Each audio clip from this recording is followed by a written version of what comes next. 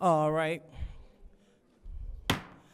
The time is now 5:48, and this special city council meeting is now being brought to order. Roll call, Madam Clerk.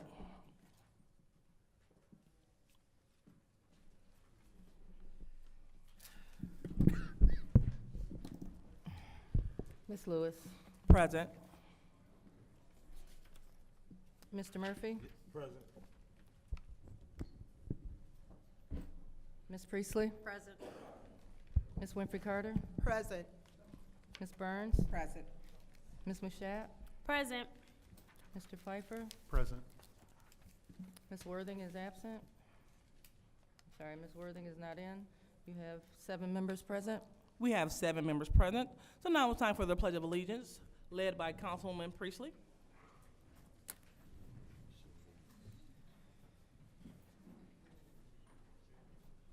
I pledge allegiance to the flag of the United States of America and to the republic for which it stands, one nation, under God, indivisible, with liberty and justice for all.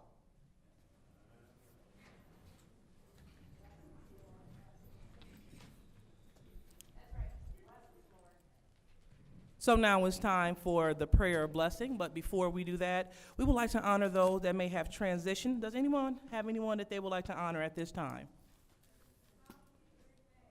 Yes. I heard Councilman Eric Mays in the audience, Is it for us? but proceed, colleagues. No one? Madam Chair, Ms. Burns. I will honor the request of the audience member, the late Councilman Eric Mays, who will be laid to rest this Saturday. All right. Anyone else would like to honor anyone else? I will ask that we could stand in a moment of silence for Councilman Eric Mays as we get ready to go into this process for a moment of silence when we get to that part. We stand, not a problem. All right, anyone else? Okay, please stand.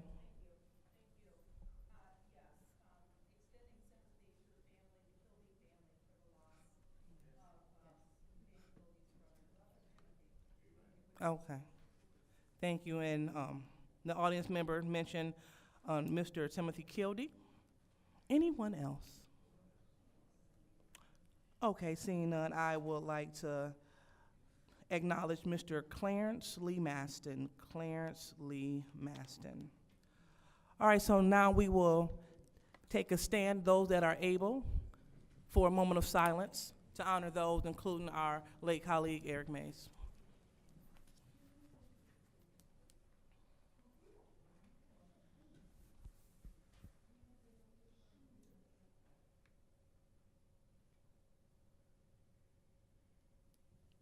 All right. So now it's time for the prayer of the blessing. Councilman Mashat, would you please lead the body in the prayer or blessing? If all minds are clear, Heavenly Father, God, we come to you now in Jesus' name. Just first and foremost, thanking you for allowing us to live to see another day. Thanking you for your grace, your mercy, your love, and your favor. Thank you for not allowing any hurt, harm, or danger to come our way. We ask now that you would keep us in between now and us getting back to our respective homes. We ask that you would be in this room on this evening, Lord God, that you would help those who are interviewing tonight, that any nerves that they are feeling or any fear that they are feeling, Lord God, that you would please just take that out of them, that they would speak from their hearts, and that us and the residents would hear them and hear their hearts in the service that they have for this city. It is in the mighty name of Jesus, Lord, that I thank you and I pray, amen. Amen. So now the reading of the disorderly person city code subsection. Any person that persists in disrupting this meeting will be in violation of the Flint City Code Section 3110, disorderly conduct, assault and battery, and disorderly persons, and will be subject to arrest for a misdemeanor. Any person who prevents the peaceful and orderly conduct of any meeting will be given 1 warning. If they persist in disrupting the meeting, that individual will be subject to arrest. Violators shall be removed from the meeting. So now we will move on to public speaking. Any public speakers, Madam Clerk? Yes. First public speaker we have is R.L. Mitchell.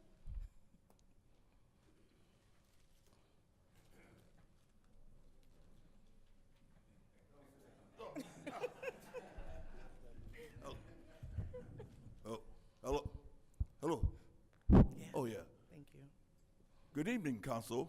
I'm R.L. Mitchell, and I live at 759 East, I almost said Laredo Street. I used to be on Laredo till Murphy messed up the district and messing up everything, 501 Laredo, but I live at 759 East Linden Avenue, right by the graveyard, Grace Graveyard. Anyway, like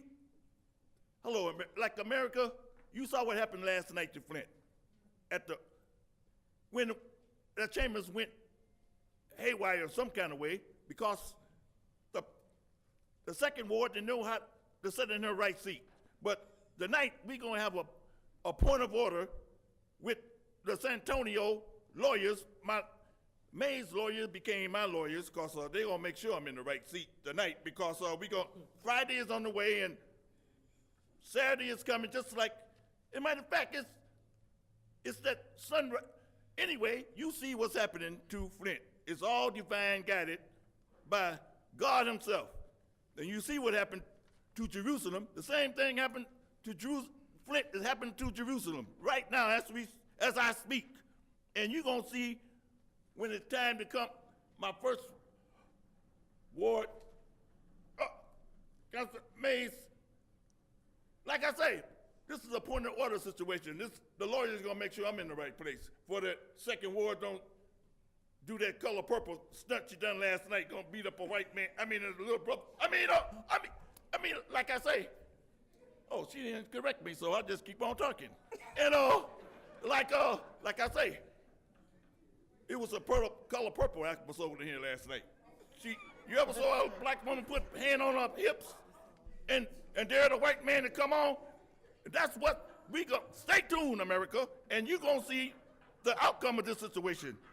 Trying to mess with Tarzan, and this little brother ain't going for it. And he in the audience right now. There he is. Where he at? Well, he's around here somewhere, and she still got her hair down, but and Murphy scratching his head like Kingfish and Andy. Like Darky riding $20,000 lawnmower and don't know how to get Jefferson School map. I mean, listen here, Murphy. You better be the point of order, or else you're gonna get dealt with by the king of the universe. Like King David is never gonna be another to fill his seat. It's just like, and we're gonna see who's gonna try to fill May's seat tonight. The same thing. That's all I'm gonna say. Yeah.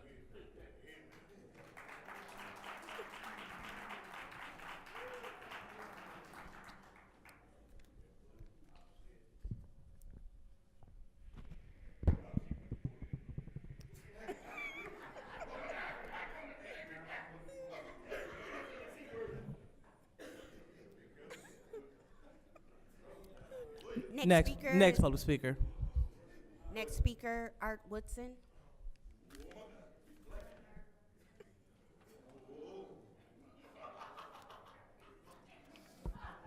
Arthur Woodson, let me start off by saying, Councilman Murphy, what you said last night was incorrect. You, myself, and Pastor Gilbert was on the phone when you said that you was gonna run for 3rd Ward. I said, and it was my opinion, that you shouldn't run because you are too emotional. That's what I said. You said that no one has ever given you any money. I came back from Ann Arbor. Councilman Burns was on the phone. I came all the way back from Ann Arbor and gave you money. Also, when you did the recall on Governor Snyder, I was the person who got the buses, paid $900 to get you down to Lansing with the people who helped you with the recall. Candace, the water lab, Benton Harbor. I called down to DC to help you get money to go to Benton Harbor. We had the money until you said Mike Harris and Sheldon Neely called you and told you that that I was working on behalf of the water lab. We called EPA together and they told you that wasn't true. That's what was said. Well, I'm just telling you what Candace said. I don't care. I'm telling you what what Excuse Candace me, said. you're being brought to order, everyone. Gentlemen in the audience, Mr. Talk to Woodson. her. Mr. Woodson, please. Yo, wait, don't call Mi- my name, call his name. Mr. Woodson, let the chair finish, okay?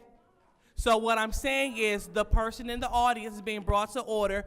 Mr. Woodson, please direct your attention and your speaking to the council. Yo, Thank listen, you. I was directing it there. He spoke. So speak over there. Proceed, Mr. Woodson. Ma'am, you're being brought Hey, to order. do I get my time back? Go ahead. Do I get my time back? You can take it back to the 1 minute mark. No, it was at 1:15. 1:20? It was 1:20. Mr. Woodson, you're too busy arguing with the chair when the chair Point of is. order. What is your point? Madam Chair, Mr. Woodson's time was taken for you to bring order to the chambers. Mr. Harris did speak out, and then you had dialogue on his time. If you could please give him back in fairness his time so he can complete his time, so we can move forward, please. Madam Clerk, what was his time? 1:26? Okay. 1:26. So let's please, Mr. Woodson, address all conversation to the council. That's fine. Go ahead. I trust you. I have no problem with following the rules, but let's put it out there equally. I'm going to say this, right? The new people coming on, if you cannot take criticism, political criticism, don't get on this council. I'm serious. Damn near everybody up there cannot take political criticism. You're not going to get positive criticism all the time. People are going to disagree with you. People are going to disagree with your decision making. And then y'all take it personal and y'all want to lash out. We had a water crisis, and not one time did we have what we have now. And we talk mess about Kildee. We talk mess. I wish Kate Fields was still here for Judy. I'm serious.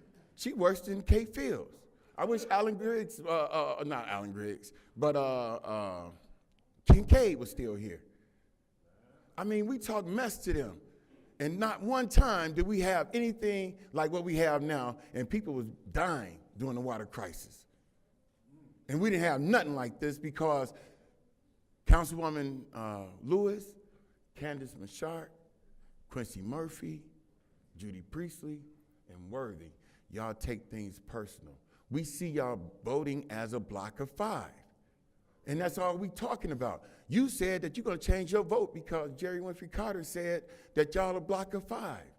You got emotional and changed the vote. That could have been a vote to damage the city. But you thought about yourself more than you thought about the city. And you said it, not us. You said that you the 5th vote. You said it, not us. And then you get mad and you want to respond with emotions. You clap your hands, throw your head, and everything else. That's not necessary. All we doing is speaking to y'all politically, not personally. But when you take it personal, I'm going to meet aggression with aggression. All right, Mr. Woodson, that's your time. Thank you.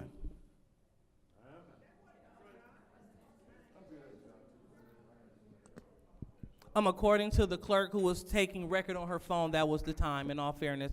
So next speaker, Madam Clerk. Odell Douglas.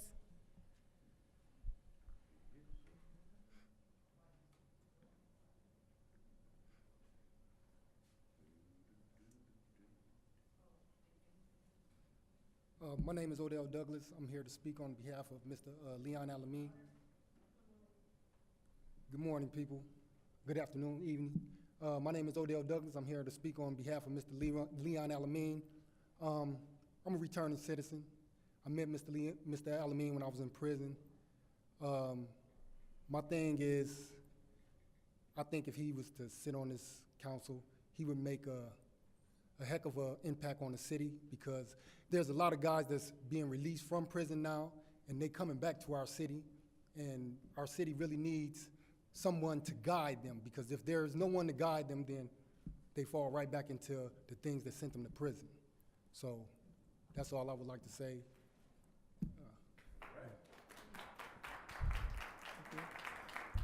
Next speaker.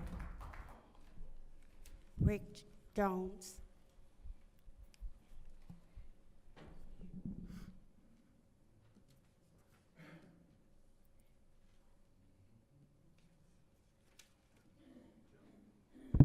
How y'all doing? My name is Rich Jones, and I'm really not going to speak to y'all today. I'm going to speak to the audience. Y'all may not know this, but 5 of these council people voted to suspend Eric Mays for 90 days, and 1 of them isn't here. How do y'all feel about somebody suspending you from work or getting you fired from work and then picking who take your job? Also, most of you guys wasn't here when Eric Mays knocked that flag down. Yeah, that flag did fall, and it has a nice base, but it fell on its own.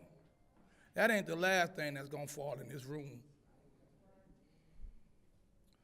This is the first time that a tape since Eric Mays has passed hasn't been stretched across the room. These guys are determined to keep the charter. They don't want to violate the charter. They don't want to go in front of the Ethnic and Non-Accountability Board. So they're going to put somebody in that seat.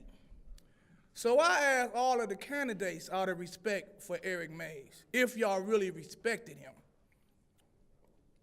I'm going to say that again.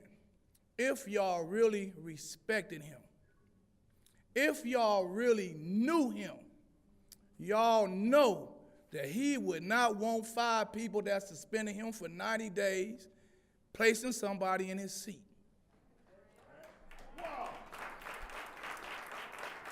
Now, since these council people are going to disrespect him again, because they have been disrespecting him before he got those lawyers, and they have really picked up since he has got those lawyers. Now I'm going to speak to the council. Y'all stop treating me like I walked up here and called y'all some personal name or said anything personally about y'all, because I didn't. I asked you to find a way to help the people pay their taxes. I spoke up on how you could have zero balanced everybody's water account, and I'm quite sure some of them 198 people lost their houses because of a water lien. But you never addressed that. You only want to address, they're wearing T-shirts. He talked about this. You was on Facebook saying this. Miss Claire came up here. I want y'all to know, Miss Claire came up here too many times and asked for $15 million to go towards home repair and fixing porches and putting water heaters in people's houses. Never addressed. Never addressed. So, out of respect for Eric Mays, please withdraw your name from being considered. Thank you.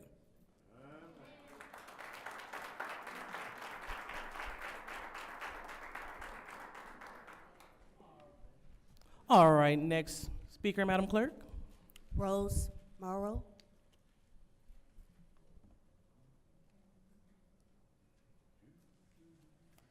Hello, council members and residents.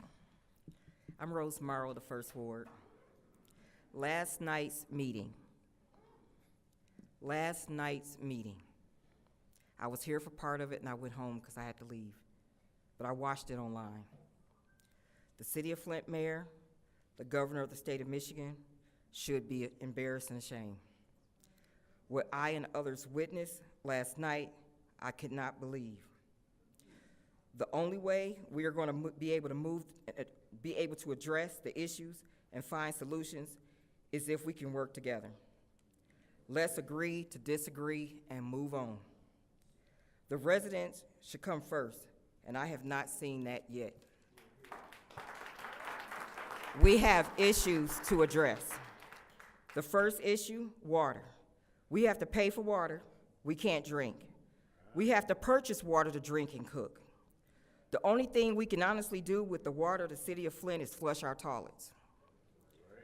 Second issue I have is blight. Please stop giving organizations money to clean up. That money could have been provided to the blight department to hire more staff, to purchase more equipment, and several other things. Now that would have made sense. Education.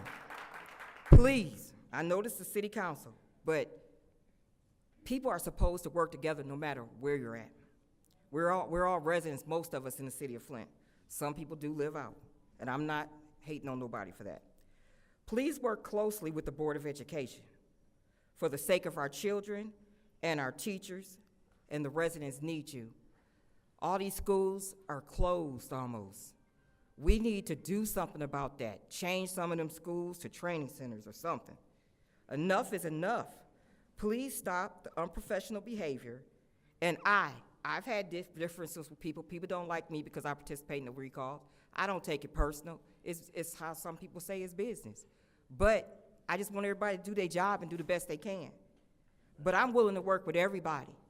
I'm willing to I don't have any personal feelings. I don't even know most of you guys. I just go by what I see and hear. So I'm willing to put my differences aside and work with everybody up there. Even if I don't get appointed or elected. We just gotta stop this, you guys. I was embarrassed and ashamed, and be honest, that hurt me. I mean, it really hurt me seeing that.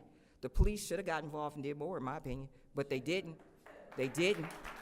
But the only other thing I wanna say real quick in this 20 seconds, the same disorderly rule that keeps being read every meeting for us, that needs to apply to council. If you're willing to put the residents out and arrest them and give them a bond, we need to start arresting some of these council members. Thank you.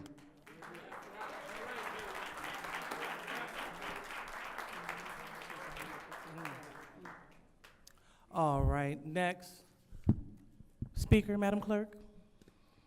I'd like to apologize. I'm not sure what the name is. It's Clarence Dodge or Douglas.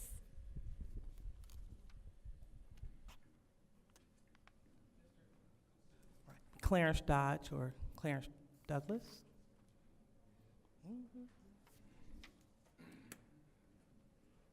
Yeah, it's Clarence Dugdale.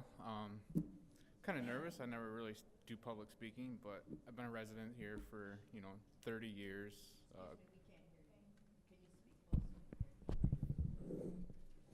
Okay, my name's Clarence.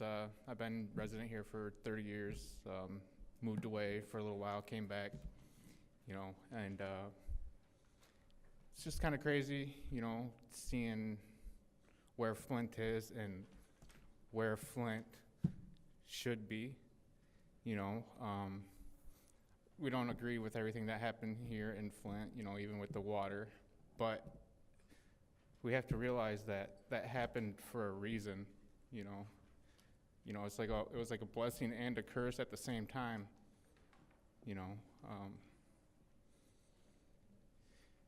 That was when you want to rebuild a city, you got to start from the ground, and that was one of the things that I wanted to do was build the city back, and that was one thing that you have to start is the pipes, because that's where the your root is.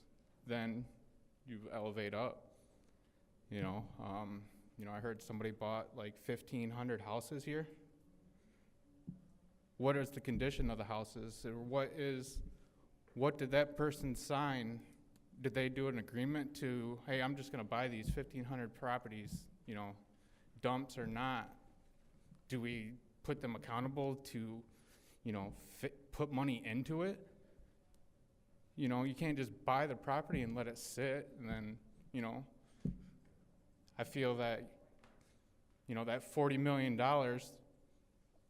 that is money to, rebuild. And I believe like that how much did Flint get from the first check from the water crisis? How much? $97 million? I think, do we still have water pipe problems? Yes. And it's been, I don't know how many years has it been now, 10? You know, I feel like Flint has had, you know, plenty of time to fix all this, you know, and to start to elevate to the next level, you know, and not just be Flint. You know, I was sent here to build Flint. You know, and people want to stop me.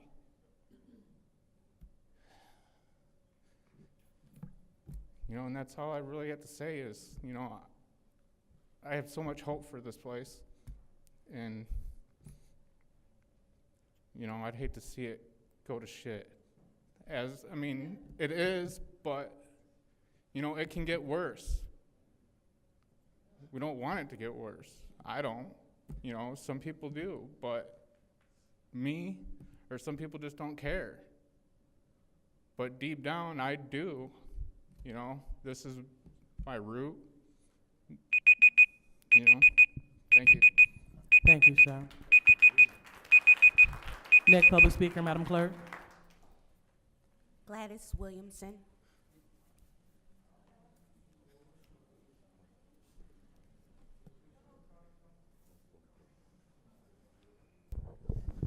My name is Gladys Williamson. I live at McKinley in Flint, Michigan.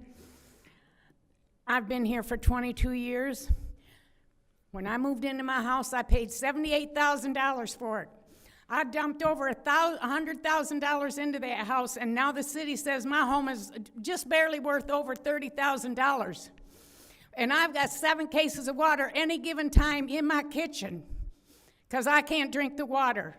And I went through this water thing, and that we have to sit here and we have to fight to get anything done or to get this $85 million that you went in a back room and decided what you were going to give to the concerned pastors.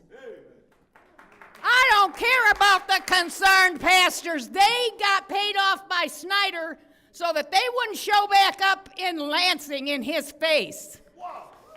That's right. So why would you give the concerned pastors any of this $85 million? That's my question. And you've got a lot of nerve going in that back room, and I want to appreciate Miss Winfrey and Miss Burns for not going in that back room and shutting that door on the people that money belongs to. And shame on all of you. And you, Miss Priestley,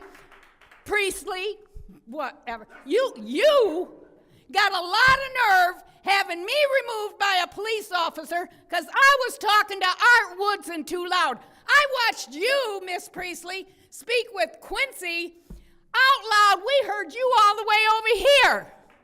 And you put me out, and then you let her, Miss Lewis, get up out of her seat over here, and she come out in the audience to fist fight with us.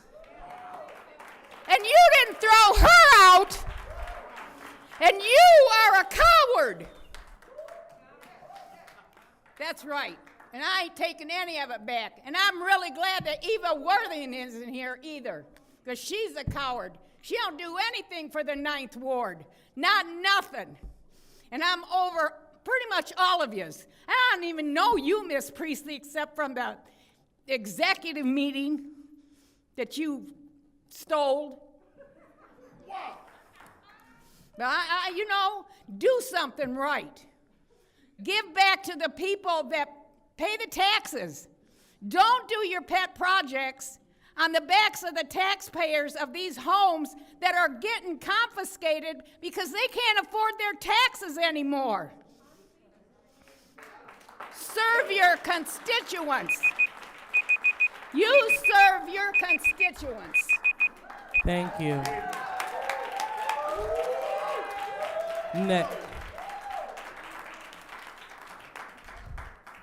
Next speaker, Madam Clerk. Geraldine Redmond.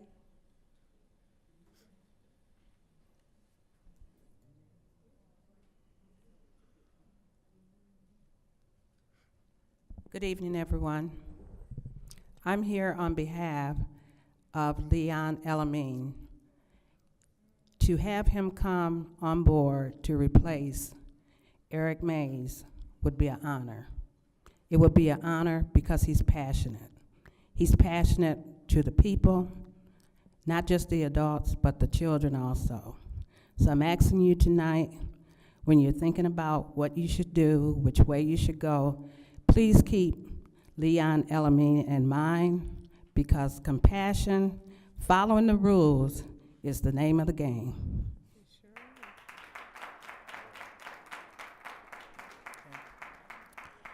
Next public speaker.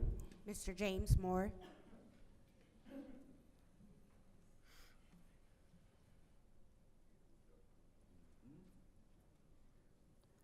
James Moore, I hope everyone can hear me. From the 2nd Ward. I just want to say first to my friend, Eric was a politician. He was a council person full-time with part-time pay. He was the unofficial mayor of the city of Flint, because everybody called him, from the small man to the no man to the governor, to stop calling them because he had the deep voice. Eric was about getting something done, and whoever getting that seat, I'm glad it ain't me, but they gonna have a job on their hand to be able to live up being in that seat. And then turn around, I'm gonna take this time to point out, you know, Eric would call, I call it the 54 Club. The 54 Club, because I come down here every time and I see that same 5 up against the same 4. And in the deep voice that's now silenced, Eric called it the Goofy Council. But I want to say this here, and it ain't often that I say it, but I want to point out the 3rd Ward, which is Quincy Murphy. I heard him a couple weeks back. He stood up, y'all, and he went against the 5. And he was for the children, the babies, and the people that can't afford health insurance, and people can't afford to go to the grocery stores because we can't get them open. Y'all won't give them the money. You know, he was about trying to get it, and all y'all agreed to it, and then turn around, hell broke loose, and y'all didn't get shit done from it. So I want to say, Quincy, they say you growing up, you say you growing up, you doing something, but stand for your rights, brother. Speak up like you get your ass out there and cut that grass, and you know I'm talking right. I know you're gonna just do something for the people. Keep your heart. And Lindell, while you're doing the rules, learn something from Quincy. Y'all whisper a lot.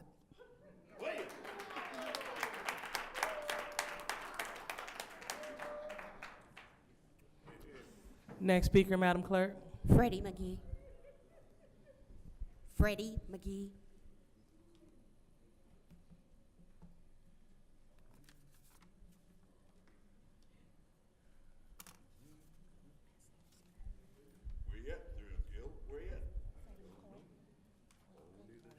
Excuse me, it's Freddie McCoy.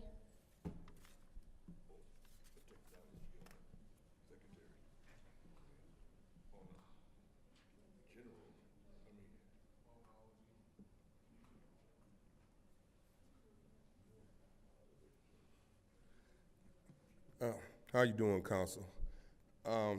Reason why I put my name on the public speaking, I was trying to figure out how y'all was going to do the interview, because I didn't get no agenda.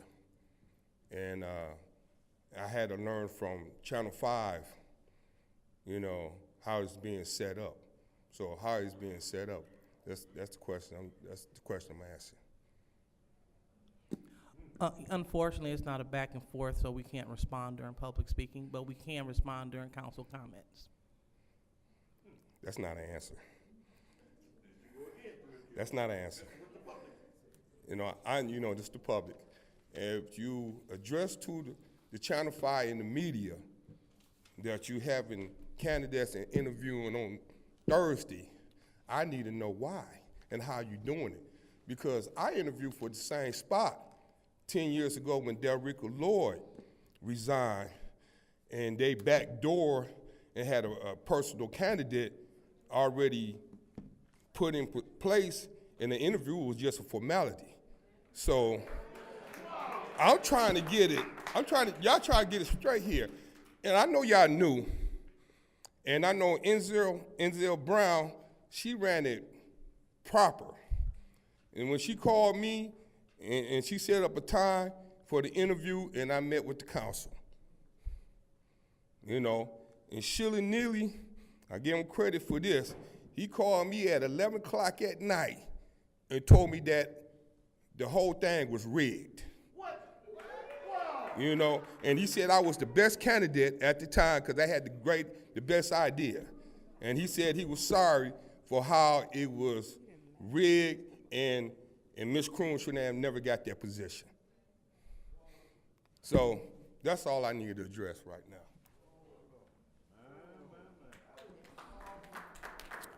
Next speaker, Madam Clerk. Jan Marie Arbor.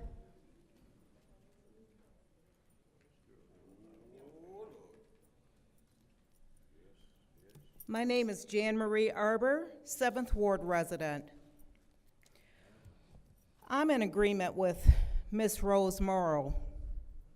Last night was a mess. It was reprehensible, the behavior exhibited by the so-called president of this city council, along with the so-called vice president of this city council. Your behavior was immature, unprofessional, and unforgivable. How dare you call out others about their demeanor and lack of appropriate behavior when you acted like Mean Girls 3. For both of you to go again after Dennis Pfeiffer. First you went after him, accusing him of being a racist. Next you go after him, accusing him of being a sexist. What are you trying to do? Set up lawsuits to get paid by the city of Flint? What both of you are chaos agents. You are non-productive for this city, and both of you need to go. Now, as it regards tonight's process, I hearken back to Allie Herkenroder, who gave her resignation on June 8th, 2023. She, however, was not replaced by the interim council person until July 24th. That's nearly 7 weeks later. That went again. No, don't nod your head in the negative. That is the affirmative and the facts. She gave her resignation notice on June 8th. Look it up. It's documented, MLive and otherwise. I don't care what your lying eyes say. You're hypocrites. You're absolutely right. And this needs to be resolved. Liars need to be replaced. And another follower, another rubber stamp for Neely does not need to be on this council. You need to have somebody who can help to balance out this council instead of continue to kiss the behind of somebody who wants to steal from the people and give to those who supported getting him in office and giving to those who want to campaign for him for the 8th district. We don't need another rubber stamp on this council. We need somebody with a backbone to fight against the liars, the duplicitous so-called servants to this city. All of you need to go. Thank you. That's You're your more time. than welcome.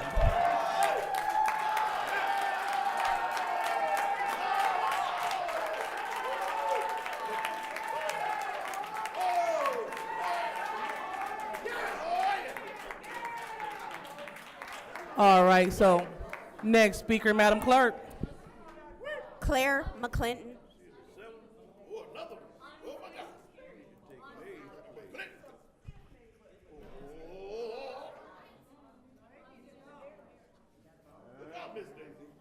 Claire McClinton, Flint, Michigan. In regards to tonight's special meeting to pick a replacement for Eric Mays, this is the criteria that we need. What did Councilman Mays fight for in his last months on this council? Whoever replaced him got to pick up the baton to continue the fight that he waged. That's the criteria. What is your position on the $15 million additional dollars for home rehab and rehabilitation that he introduced in December and it failed? What is a candidate's position on the 190 homes that was swept up and scooped up by rich investors without notifying this city? Talking about we can't get in the real estate business. He spoke on that issue. He fought to get the homes. Now you're trying to give $500,000 to help the people. The people want to stay in their homes. They don't want no rent subsidy. Some of these people homes was paid for. And furthermore, he called for a special hearing where some of us testified for water affordability. We didn't need the $300 that y'all allocated on our bills. Now you turn around, now people getting their water turned back off. So these candidates, God love them. But if you're going to fill that seat, maybe you need to go get another seat. But if you're going to fill that seat, you're going to have to fight for millions more dollars in home rehab and rehabilitation. And one of the things that he said when he introduced the additional 15, we had asked for 16, he wanted 15 additional dollars. He said he was going to come back again and again and fight for some more millions. And so this is what we're looking to hear in the interview of the candidates. Are you a community-minded person? Do you have the guts to stand up and fight, even if you have to do it alone? Candidate, are you going to allow the $40 million to wither on the vine, because we know we got till December 31st of this year to allocate that money? Candidate, what's y'all's position on that? These are the things we need to know to approve someone. Thank you.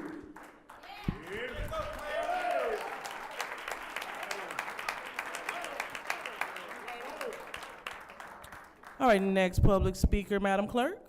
The winner, Terry.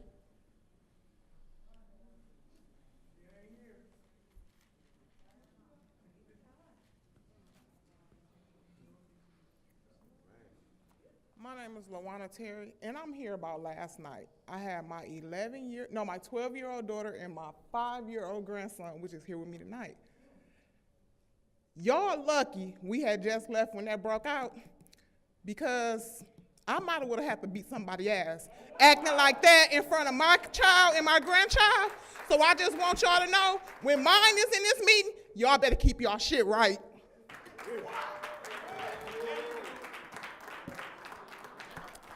All right. Next public speaker, Madam Clerk. I believe it's Lottie Durant.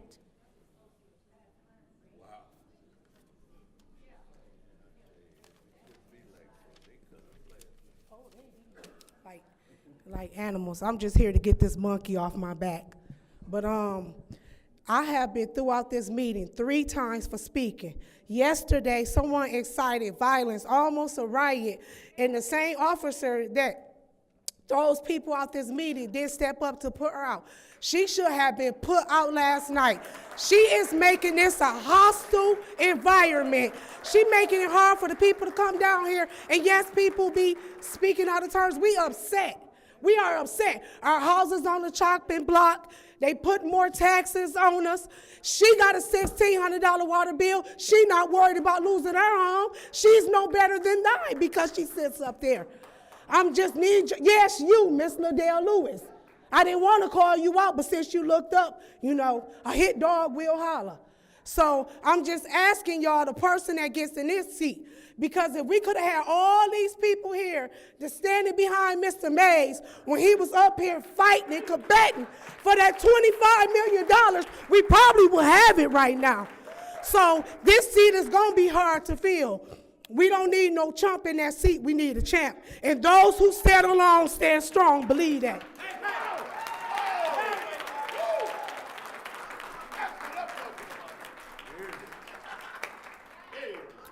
Next speaker, Madam Clerk. Baby doll.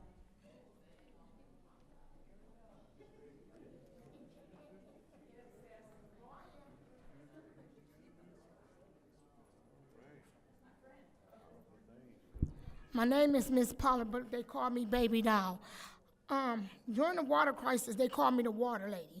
I'm the one brung all them semi-trucks this way. And then y'all put it on YouTube. Y'all didn't want no out-of-town help, but we the one coming to help. This is my town, whether I live here no more or not. But I drive 2 hours to come here. What I gotta say to Liddell, what you did to my brother, Mr. Pfeiffer, you politely jumped up in his face and asked one to fight him. And he walked away from you, and then you came up to him again trying to fight him. You wrong as hell. You talking about you a doctor? You need to look at that degree again. And then you helping a lady that put you in a position and left you hanging, had you take the fall while she stayed gone for 2.5 hours while you taking her dirty work. You're just a follower. And at the end of the day, like I said, Quincy Murphy, what I got a problem with you, yesterday you said you stand for business. When it was time for y'all to finish business, when she was gone, and then Judy was talking about she wanted to leave, y'all, you could have voted yes. You said you didn't want to. You did that little thing. So you weren't standing on business last night at all. Because if you really want to stand on business, you would have agreed with Burns, Carter, Pfeiffer. Y'all could have had the meeting finished last night, but you didn't vote. You talked your game. You let them get in your ear. I don't know if you get Lewis and Priestley or them, because every time you do try to do right and when you talking good, here they go whispering in your ear. Each one of them, and they talk. They tell us not to talk, but we hear y'all conversation too, because Liddell and Miss Worthy, she be on Facebook posting while she supposed to be in a meeting. So I'm going to tell you something. I'm not scared of none of you five. And Miss Muschette, I had my brother's back since you was walking with Liddell. I had his back too. Like I said, if you're going to do the job for the resident here, do it. Like I asked you yesterday, if y'all don't give a damn about them, just say it. All y'all got to do is say it. Because all this BS shit y'all doing, y'all not showing shit. You're not showing nothing to the kids either. And then y'all said y'all cared about the senior citizen, but you put them out. So you're a double two-faced butt. So at the end of the day, y'all hypocrite like hell. And you got your own mind, your own heart. Don't let them 3 ladies or them 4 ladies get up in your ear when you doing right, because you be doing right. You talk, but then they get up in your ear when you go against them. But when you had something to vote for, they all didn't even stay here to help you out. And you know I know your whole family, because we grew up on Moore Street with the Davis. I'm a Pollard baby. Coulter, Johnson, everything. St. John Street, I'm here. But just do your business.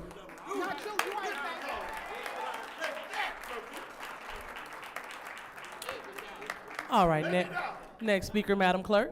Our final speaker is Liberty Bell. Liberty Bell.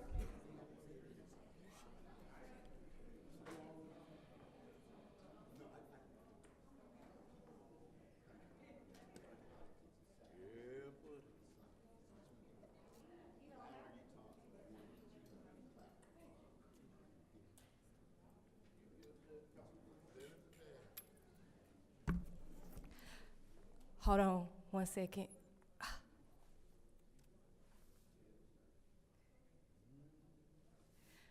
Before I start, do anybody need some water? Nobody need any water? I didn't even get to say my name. Can you put the 3 o'clock on back on the clock? No? All right, well, I was at last night's meeting, and I want to thank Pfeiffer as well as Tanya Burns as well as Ms. Carter in regards to speaking up on the House of Esther, which is in the First Ward, as well as speaking up about, Mott's Children's and how they have all these funds available to them, but they're asking for our ARPA dollars that we still have sitting back here. I would also like to address the fact that I am taking my name out of this special appointed or whatever because I want to run. And I do have respect for Councilman Mays. And if you stand with me and you know what Eric Mays stood for, then you would also take your name out of this election and let's do a special election. Like she said, she stated facts. When old girl resigned in the summertime, that was 7 weeks. So thank you, and I'm out. Nobody need no water?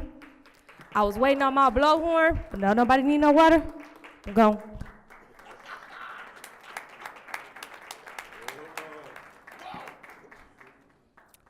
All right, so now that concludes public speaking, and now we are on to council comments. Do we have any council members that would like to respond to the public? I'll go ahead. Thank you, Madam Chair. Ms. Winfrey Carter. Thank you. First, I would like to thank all of the speakers. Thank you guys for coming out tonight and being engaged in the process. This is a very important special council meeting as we are here to appoint someone for the First Ward seat. First, I would like to say to Ms. Gladys, you got up and you spoke, and I just want to say to you that it is clear that it is a double standard up here. It's very clear. Housing Commissioner Redmond, thank you. You are absolutely correct. Having compassion is key. It is essential as a council member. Now, I want to speak to the candidates tonight, and I want to just say this, and someone got up and spoke about this. I think it was Ms. Anne-Marie Arbor, and I want to reiterate, we don't need another rubber stamp up here. We need someone that's going to stand for the people, okay? Councilman Mays fought.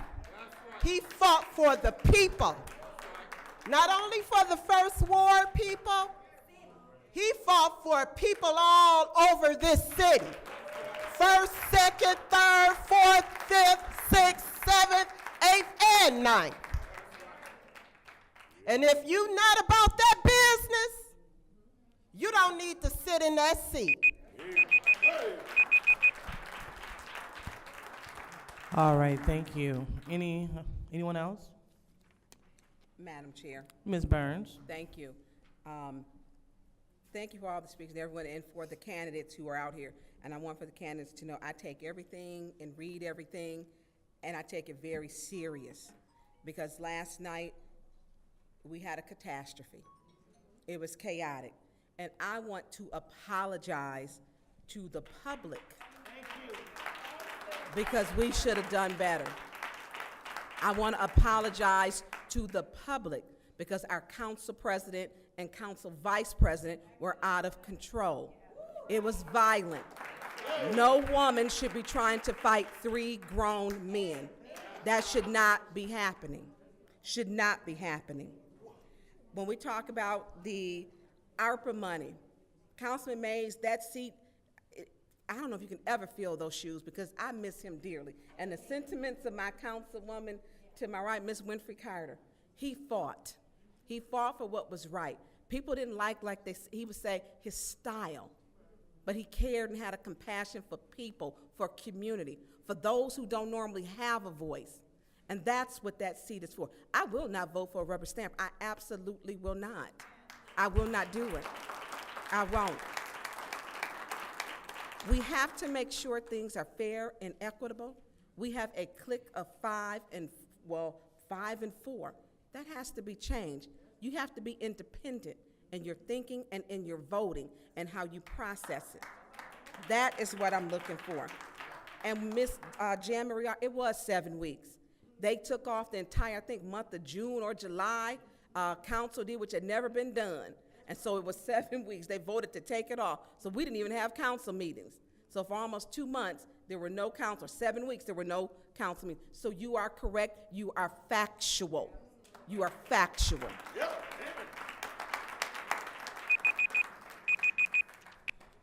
All right, anyone else? Anyone else would like to speak during council response? Yes. Mr. Murphy. Thank you. Thank you to all the speakers who spoke. And let me speak on Rich Jones. I heard him come and speak. Councilman Eric Mays pulled 18 properties some years ago, I think when former Mayor Karen Weaver was in position. And to this day, those 18 properties have not been resolved. And if I'm not mistaken, I believe he lived in one of the homes of those 18 homes. And my point is... Excuse, sir. You're being brought to order.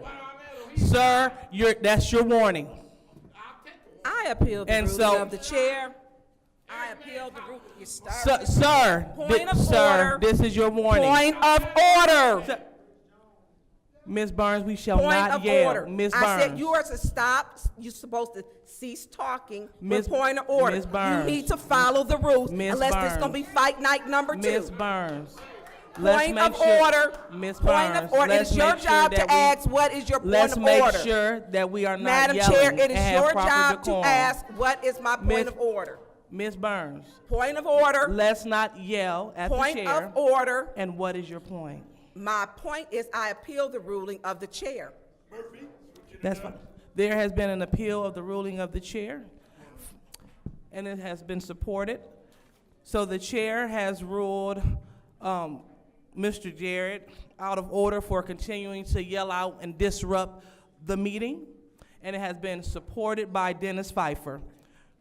And according to council rules, that's where the chair based her decision. So we'll go ahead and start with Ms. Burns. Ms. Burns, let's make sure that we keep it I don't need germane. directions. No, I don't need directions. That is not your job to tell me what to say. I have a First Amendment right, freedom of speech. I will not be violated. Okay. If you're not germane, you will Excuse me, receive you a are not, warning. you're on my Proceed. time speaking. Madam Clerk, can I get my time back? No. Because she's taking my time. No one's taking her She's time. taking my Please time. proceed. She's taking my time. Thank Proceed. you. See, this is the problem that we had last night. When the public, and she continuously, Councilwoman Liddell Lewis uses the rules in her time to weaponize the police and to kick people out. Now, people are here passionate. We're here to get some business done. Ms. Burns. We are here to get. Ms. Burns. I will. You're- This is my. You're, this is you're my, being, pause the time, please. Excuse pause me. the time. Excuse me. Ms. Burns, the chair is bringing you to.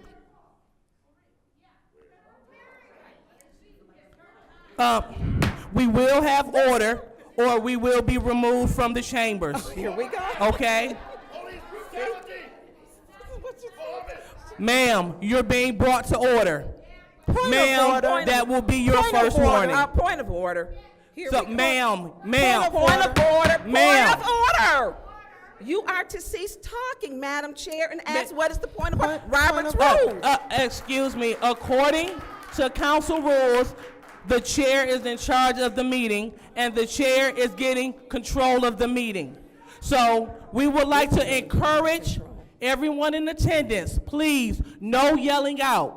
Let's make sure that we are abiding by council rules in terms of the audience so we can proceed with this meeting with the council members. Ms. Burns, according to Robert's rules, you can't speak to the motives of colleagues, so please, let's keep it germane. Madam Chair, I'm not for speaking to the motives. Speaking of Mr. Jarrett's warning. So let's keep it germane to Mr. Jarrett's warning. Madam Please Chair, proceed. Madam Chair, you will not violate my First Amendment rights. I need you to understand that, okay? You need to understand that. And if you don't know, you can Google it and read it, okay? So when it comes, and I'm not speaking to anyone, I'm speaking facts, big difference. It was a fact last night that you stood up to fight 3 grown men. It was a fact last night that when I actually Ms. Burns. jumped, nope, those are facts. Ms. Burns. I'm not speaking to motives, I'm speaking to a fact. That's a Ms. fact. Burns, we're asking again.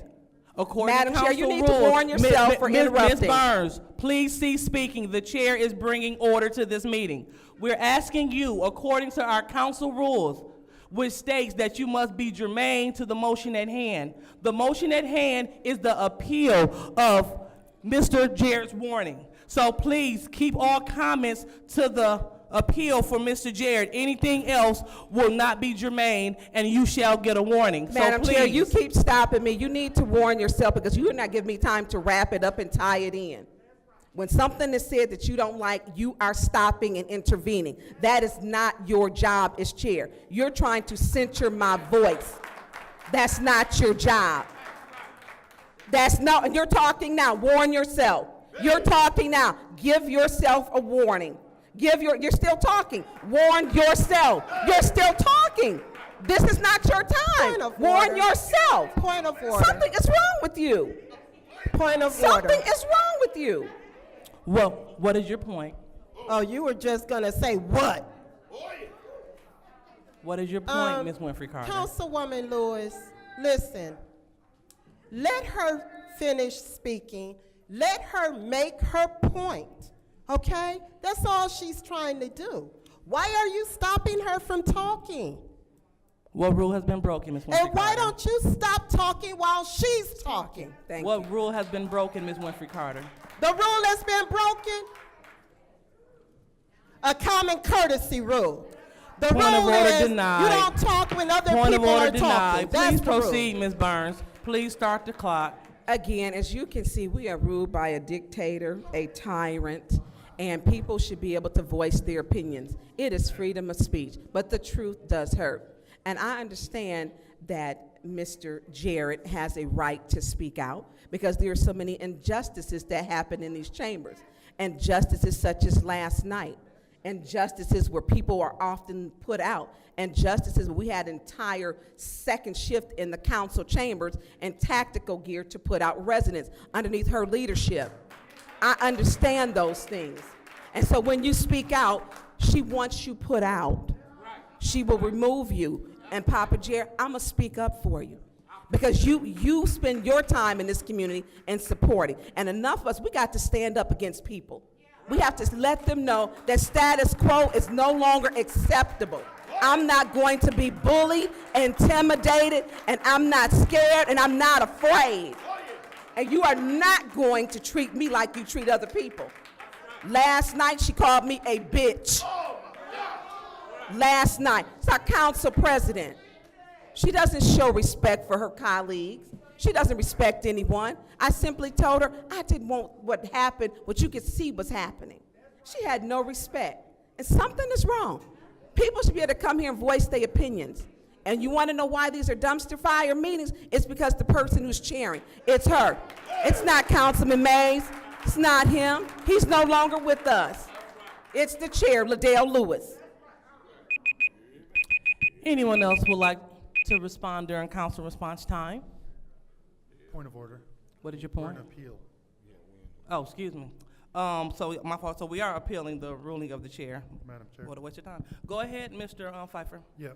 When the colleague in the fourth ward, because this is how I took it, it sounded like like the colleague in the fourth ward, or the third ward, said that Mr. Mays lived in one of those 18 houses. That's the way I took it, and I think that's the way Mr. Jarrett took it. So that's why. So when that's the way it came out. That's the way it came out. So I hope you understand why there was outrage and potentially a warning given to Mr. Jarrett is because it was almost a defamatory comment towards Mr. Mays. That's the way it came out. And I know that you know that Mr. Mays did not live in one of those houses, but that's the way it came out.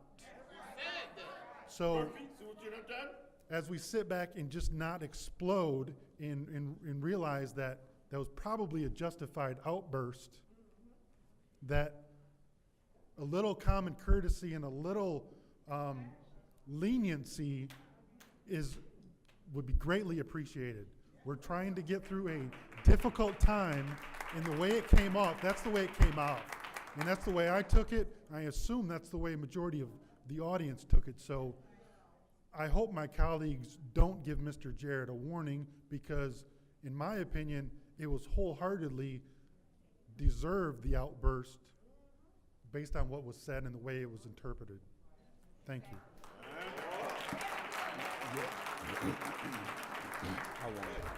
All right, so next public speaker, Mr. Murphy. Yes, thank you so much. So it's unfortunate you thought that, because that wasn't what I said. And let me repeat what I said. Rich Jones came up here and spoke about zero water balances and helping homeowners with their taxes. What I said was Eric Mays, and I don't take it back, and I'm gonna repeat it again so you can understand this time, and I'm gonna speak closely to the mic so you make sure you hear what I said. I said Eric Mays pulled 18 properties. Do your research, because you like to read and do your research, and I'm gonna use my word that I use all the time, critical thinking. You are a critical thinker, so you go and do your research. He pulled 18 properties. One of those 18 properties is a property that just the speaker came up and spoke on. And these properties been pulled since Karen Weaver was the mayor, for over 5, 6, 7 years, and I want the public to hear this, because this is not something that I made up. This is facts. This is the truth. Since Karen Weaver was the mayor, when them 18 properties been pulled, it's been people living in those properties and they ain't paid a dollar taxes. Go pull it up. Call Amanda at 766-7072 in the water department and ask her who named them properties in and when the last time they had paid taxes, and why some of y'all out here losing y'all properties, and those 190 people who lost taxes. And I want you to hear this. Them 190 people who lost taxes, you got people living in homes for 6 and 7 years that Eric Mays pulled, and they ain't paid no taxes. What is your point? That's what I said. What is your point? And it's not. Mr. Murphy, what is your point? Madam Chair, can we get some decorum? You corrected me. Can you please correct Councilman Murphy? Can we get some decorum, please? Proceed, Mr. Murphy. It's not fair, and I ain't taking it back. It's not fair that 190 residents lost their properties, and we sitting up here talking about 190 people who lost their taxes, when you got people living in these 18 houses, they ain't paid no taxes in 7 and 8 years, and we ain't got no problem with that. That's what I said. I never said Eric Mays. I never said Eric Mays, and give him a warning. Sir, give him a warning. Sir, that is your second warning. Please. Madam Chair. Sir. Right. Sir, you're being brought to order. Sir, you're being brought to order. Sir, you're being brought to order. Now we don't, please come to order. Sir, you're being brought to order. Stop lying on me. Madam Excuse me, sir, you're being brought to order.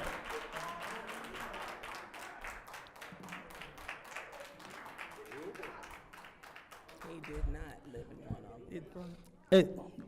Go ahead. Proceed, Mr. Murphy.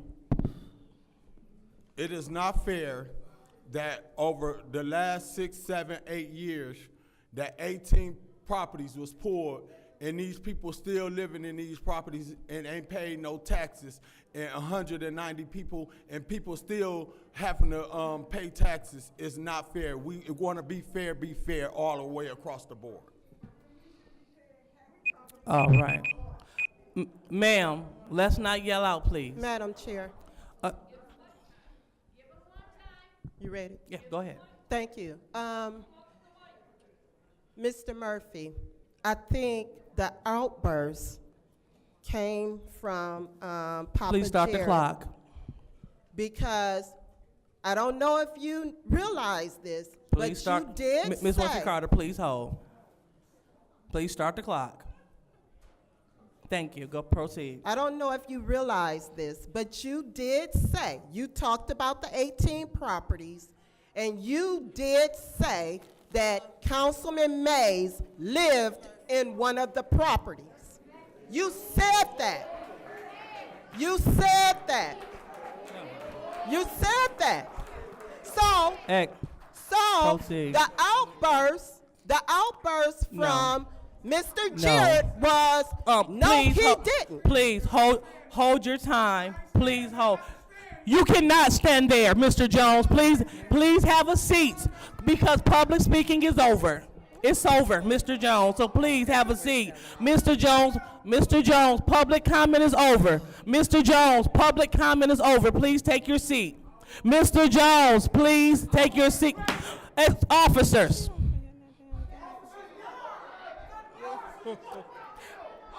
Please, Mr. Jones.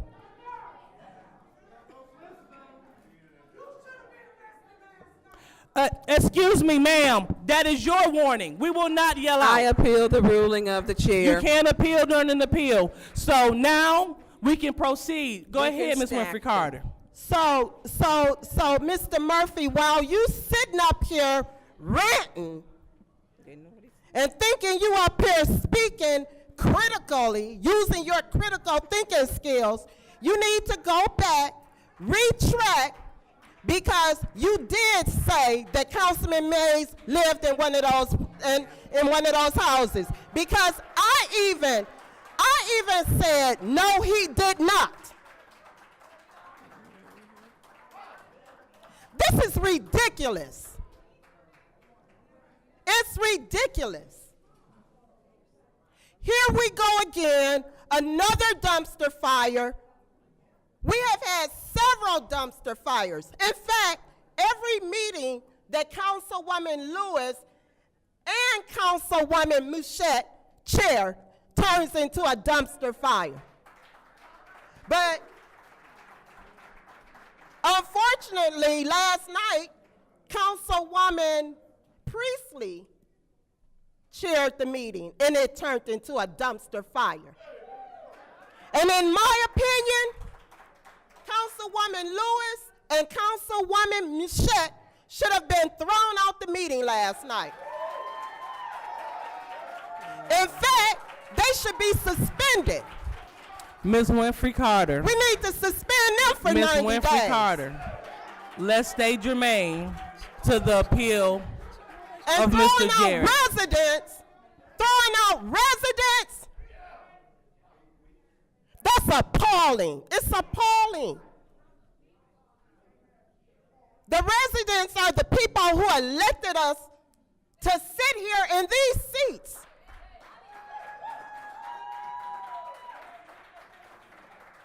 And I'm going to always protect the residents. No one should have to come here and get put out of a meeting, escorted out by a police. Weaponizing the police against the residents has become a practice here in our meetings. And it's appalling. Anyone else would like to speak during council comment? I'm not council comment, excuse me, during this appeal. All right, seeing that there's no one else allowed to speak, I'll be the last to speak. According to our council rules, public speaking is 3 minutes. At the lectern, council comment, public speaking is now over. And so when public speaking is now over, according to council rules, we cannot be disorderly. That's the Flint City Code subsection. We cannot yell out and disrupt the meeting. If you continue to yell out and disrupt this meeting, then you will receive a warning. Violators are subject to arrest, misdemeanors, and shall be removed from this meeting.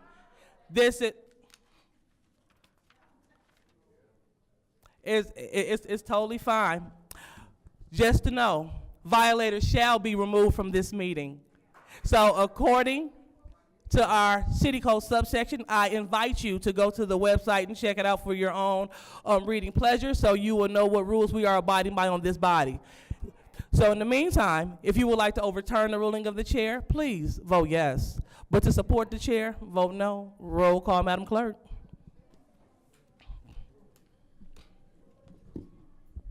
Ms. Lewis. No. Mr. Murphy? No. Ms. Priestley? Nope. Ms. Winfrey Carter? Yes. Ms. Burns? Yes. Ms. Mashat? No. Mr. Pfeiffer? Yes. Ms. Worthing is absent. The vote is 3 yes, 4 no. The vote is 3 yes, 4 no. The ruling of the chair stands. So as we move on, we are. Madam Chair. Go ahead, Ms. Burns. There was another appeal where you gave another audience member a warning. Okay. So that was the lady in the black sweatshirt? You said Mr. All right then, so we are, any support? Support. All right, so the chair, once again, bringing an audience member to order. She refused to get an order, so according to the disorderly person subsection, she was disrupting the meeting, so therefore she have received her first warning. Please proceed, Ms. Burns. Okay. This community, the council president, Liddell Lewis, continuously gaslights, and they turn into dumpster fires. She gaslights this community, and then she'll pull back and become the victim. We should be well into hearing the candidates now, but because it is so important to not hear her colleagues speak, if she don't like you, she's gonna put you out. And that goes with the people who come here. And it's not what these council chambers are for. We have to and have a responsibility to listen, to be respectful if you want to be respected. They don't respect her because she doesn't respect them. And it's meeting after meeting after meeting after meeting. She doesn't respect her colleagues. Not at all. She doesn't respect me. I can't think of anybody else, really. And if she don't like you, and I don't respect her, I don't care for her, but I'm gonna do the business. I've never had a council person call me a bitch. Ms. Burns. And that happened. Ms. Burns, so please pause Ms. Burns' time again. Ms. Burns, I'm going to ask you again to please stay germane to the appeal of Ms. Redmond. This is about Ms. Redmond receiving her first warning. According to our council rules, you must be germane when speaking to appeals. If not, you will be warned. Madam Chair, please proceed. Madam Chair, you keep taking my time because you're not allowing me to wrap up. So you don't know whether it's germane or not. You hear something you don't like and you stop it. It's a bullying tactic. And it's a bullying tactic that is used on the residents by warning them. Warning the residents is a bullying tactic. The residents are being bullied. If you don't like what they say, you threaten to remove them. And that's what you do. You want people to respect you, show some courtesy, show some grace, show some grace. It's not given by you. It's not given by you. You want to know why these residents are so angry and furious and upset? Some of the same things that they have been thrown out for, you should have been thrown out tonight or last night for. It's hard to be here. Residents are passionate.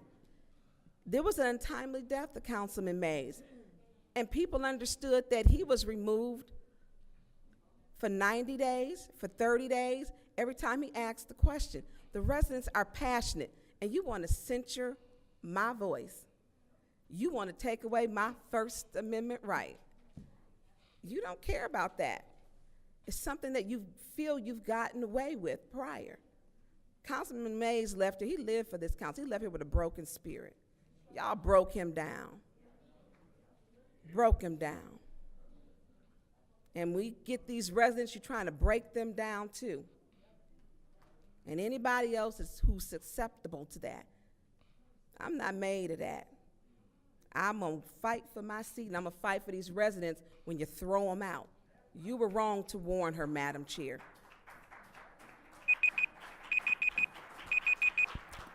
Anyone else would like to speak on this appeal? All right. So seeing, Yes, Madam Chair. go ahead, Ms. Winfrey Carter. Okay, so this is the thing. We have a full house tonight. The chambers are full. The residents are here. This is a very emotional time, okay? Everybody here, I believe they are emotional. They're trying to find out who's gonna be appointed. Residents may clap, they may say something out loud, but we shouldn't be putting them out. We shouldn't be putting them out.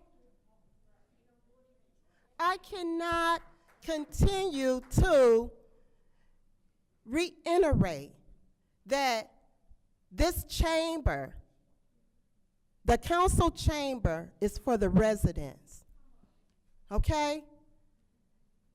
This chamber is for the residents to come and be engaged in the process. So are we saying to the residents, don't come down here? Yeah, pretty much. Because if you clap your hands, if you say whisper to your neighbor, you're gonna get a warning and you're gonna get put out. Do we want that to happen? Do you want the people who elected you to sit in your seat to feel frightened to come down to their city council chamber? This is ridiculous.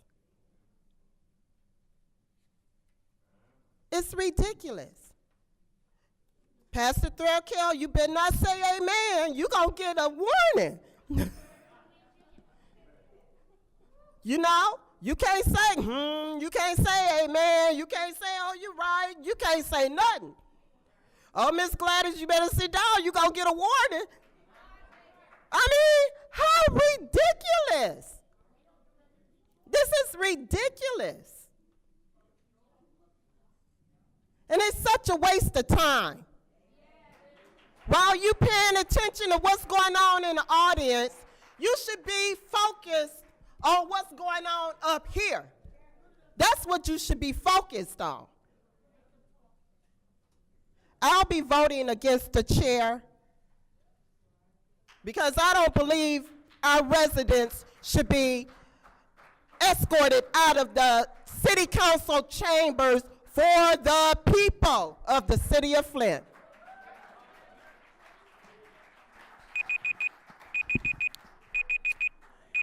Anyone else like to speak on this appeal? Madam Chair? Mr. Pfeiffer. Ms. Winfrey Carter, you are correct. It is an emotional night. And there's no sympathy by the chair. There's no sympathy. There's no empathy, nothing whatsoever. This tonight,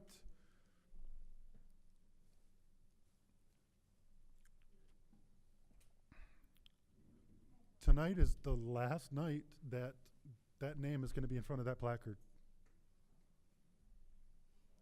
Tonight is the last night that Mr. Mays' name is going to be right there. It's, we got into, you know, there's a reason that there's more chairs out there than there are up here. And the colleagues up here don't realize that, and they don't care. They don't care that they're trying to fight for their own. Mr. Pfeiffer, so you're being brought to order. You can't I speak don't care according what you to can- according yeah, to yeah, Robert's yeah, rule. whatever. You Give can't me a speak. warning, throw me So, out, well, whatever. that's your warning. Please Okay. proceed. Okay. Go ahead. See, this is what I'm talking about. This is exactly because Mr. McCoy, I know you spoke, if you're still here, you spoke about the last process being rigged. It's already rigged again, buddy. It's already rigged again. That's why they don't care if quorum gets broken. They don't care if people leave. They don't care if they throw people out. Decision's already been made. And they don't care. They don't care. They don't care that the next person carries the torch of Mr. Mays. They want the opposite. They want the opposite. It's a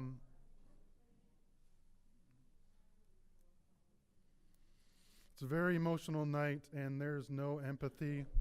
And I pray that the residents see this and make appropriate changes. That's the only thing I can hope for. All right. Anyone else would like to speak on this appeal? Yes. Go ahead, Mr. Murphy. Thank you so much. And to my colleague, Mr. Pfeiffer over there, it's very unfortunate, as grown as you is, to be sitting up there speaking on people's motives and what we already got some rigged. And for you to go over there, for you to sit over there and say that this election process and this selection Point of for order. Please hold, Mr. What is your point? It's not germane to the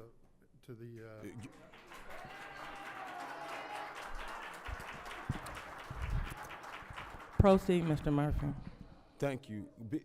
That wasn't Jermaine, what he said when he accused us of being rigged and already knowing what we gonna do. But it was okay for him to say what he said, but it ain't okay for us to clap back and respond to false allegations being made against us about a councilman. And I want you to remember this, and I don't care what you think, and I don't care how much the audience clap, you don't speak for Councilman Quincy Murphy in the 3rd Ward. You cannot tell nobody what you think my motives is, and I don't know what or who done got in your ear and making you think that you is the voice of some people in the audience or for us, but you don't speak for me. So you remember that and take that to the bank and go cash that. And to those who came here for the interview process, I want you to know that I am truly open to hear all the candidates, and I have been receiving calls on who I should vote for, and I told anybody who have contacted me that I am here today to listen to all the candidates. I want to hear what you guys have to say, and I'm going to pray and make the best decision that I think for this community. What I will promise you that I am not going to vote for somebody who I think go sit in that seat and be controversial. So if that's you, you might as well just X yourself out. Thank you. Anyone else would like to speak on this appeal? All right. So with that being said, as the chair, I'll be the last to speak. Just as spoken with Mr. Jarrett, we can't continue to yell out. The lady in the audience was brought to order. She refused to stop speaking. She received her first warning. According to Flint City Code subsection 3110, if you continue to disrupt a meeting, then you will receive one warning. And if that persists, then you may be arrested for a misdemeanor. However, you shall be removed from the meeting. So keeping that in mind, City Code subsection, we're going to go ahead and call for the roll call vote on this appeal. If you vote yes, you overturn the ruling of the chair. No will uphold it. Roll call, Madam Clerk. Mr. Murphy. No. Ms. Priestley? No. Ms. Winfrey Carter? Yes. Ms. Burns? Yes. Ms. Mashat? No. Mr. Pfeiffer? Yes. Ms. Lewis? No. The vote is 3 yes, 4 no. The vote is 3 yes, 4 no. The ruling of the chair stands and the audience member is warned. So we're going to move back on to council response. Anyone else for council response? Anyone else for council response? All right, so seeing no one else, I will go ahead and take my time. So according to council records and also media outlets such as Flint Beat, Allie Herkenroder's last day on council was July 1st, 2023. So please check council records as well as other media outlets which can be found by Google, which states that her last day on council was July the 1st, 2023. Just wanted some clarity there. As well as for the process tonight, we're going to explain the process before we go through it.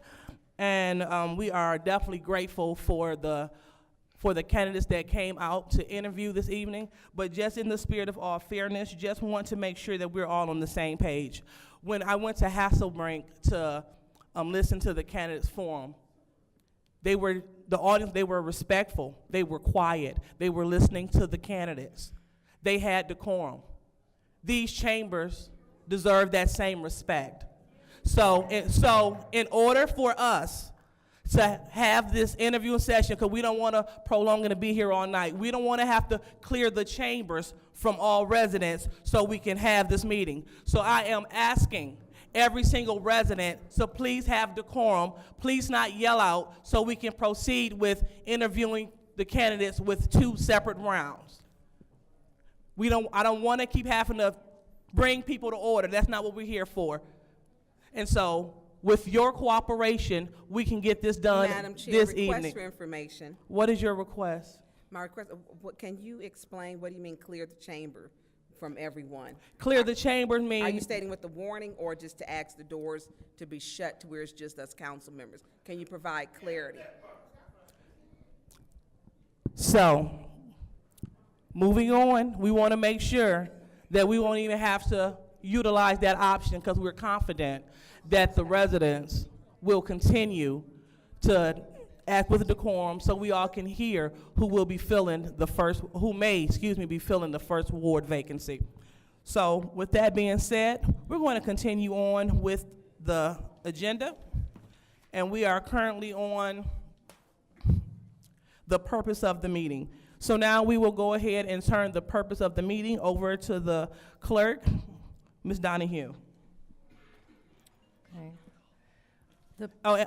But please hold, before we do so, we would like to encourage our colleagues as well as audience members to please silence your mobile device. Thank you. Okay, today's special council meeting was called for the purpose of interviewing qualified applicants, candidates regarding the vacancy of the office of the First Ward council member. And we had scheduled 9 applicants for today, per the last release that I put out.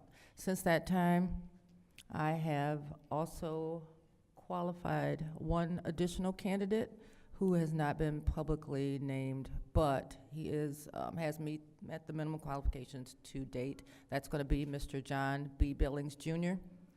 And as you all heard, Ms. Liberty Bell has removed herself from consideration. So we are back to 9 candidates.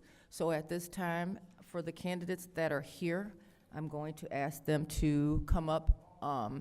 We're going to have the first 5 take the seats here, and then the other 4 on the side. So if I could have, if you are here, first candidate is Ms. Linda Anthony.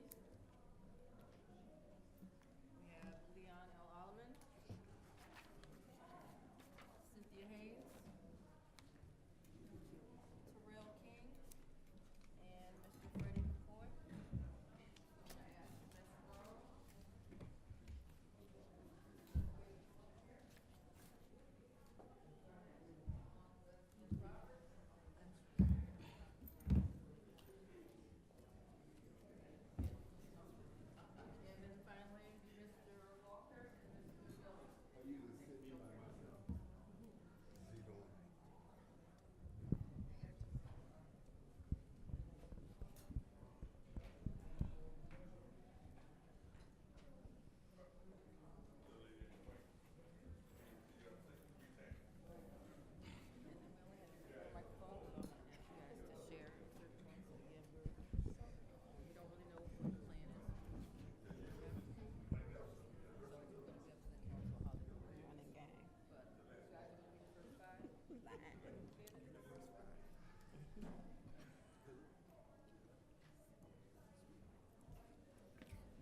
So the candidates have just been divided alphabetically. Your first 5 are here.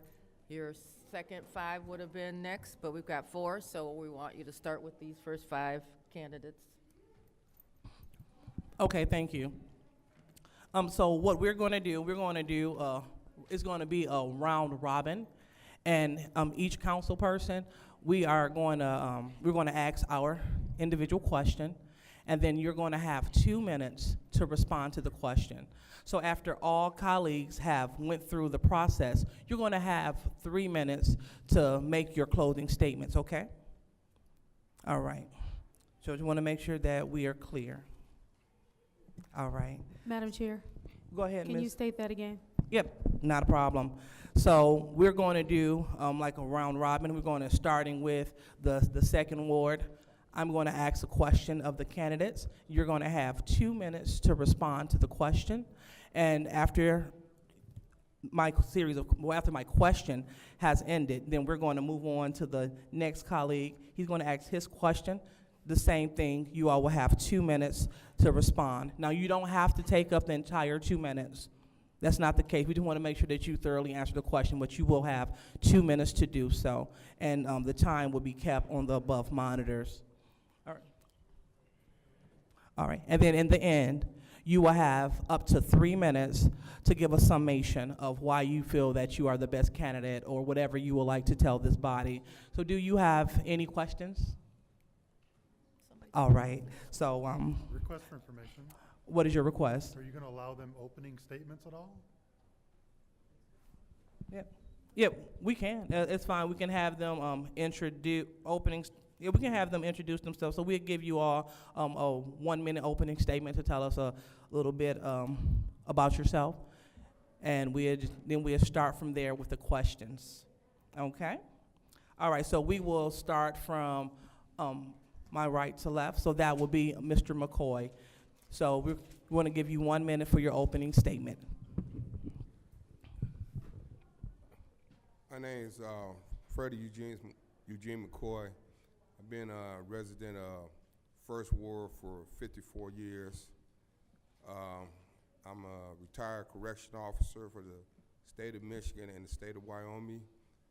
I feel that I'll be the best candidate because I've been in this ward all my life, and I had done the work on the ground with Mr. Mays and all the previous council members, from Delrico Lord to Darrell Buchanan to Omar Sims.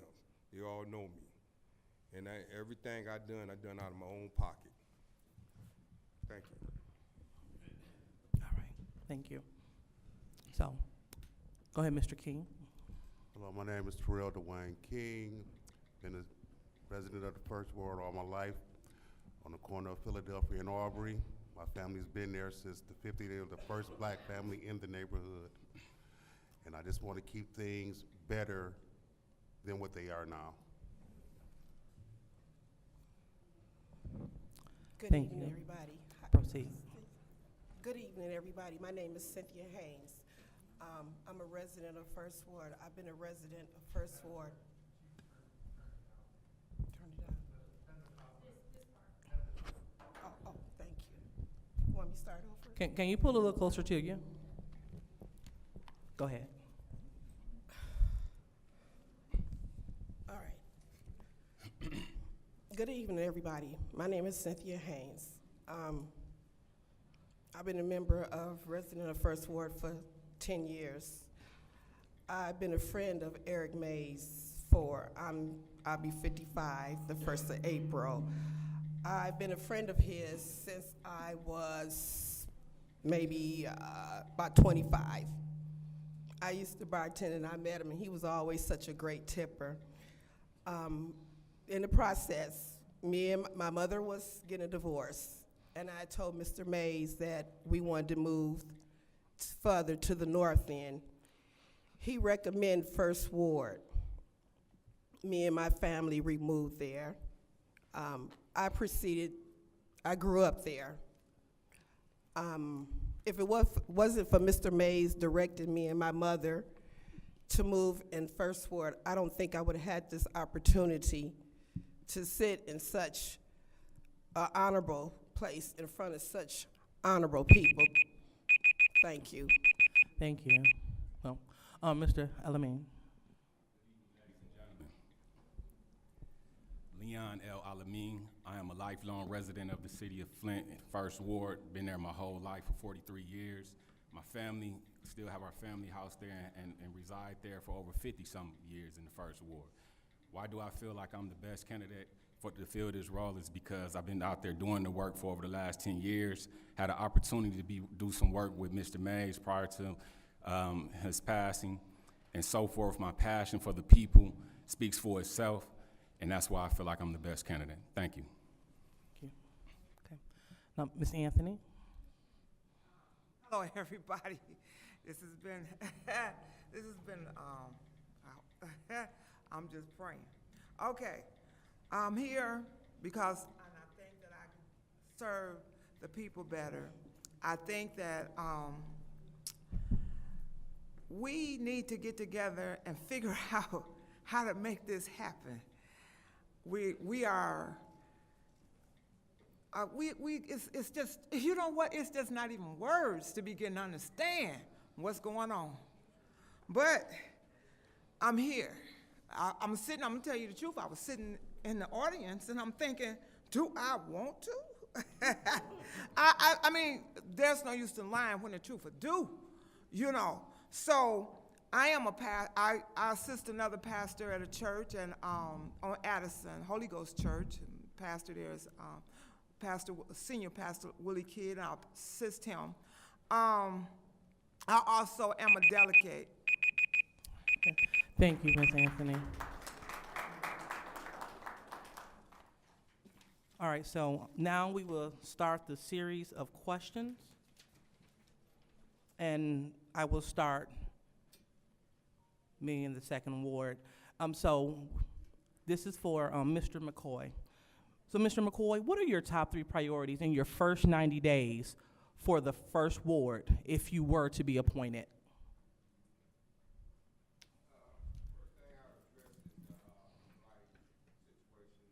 I mean, it's horrendous. I never seen it that worse. I've been calling down to City Hall, and the City Hall been giving me a runaround. Been calling Genesee County Land Bank, they give me a runaround. My first 90 days is address where the root of the problem and solve it within those 90 days.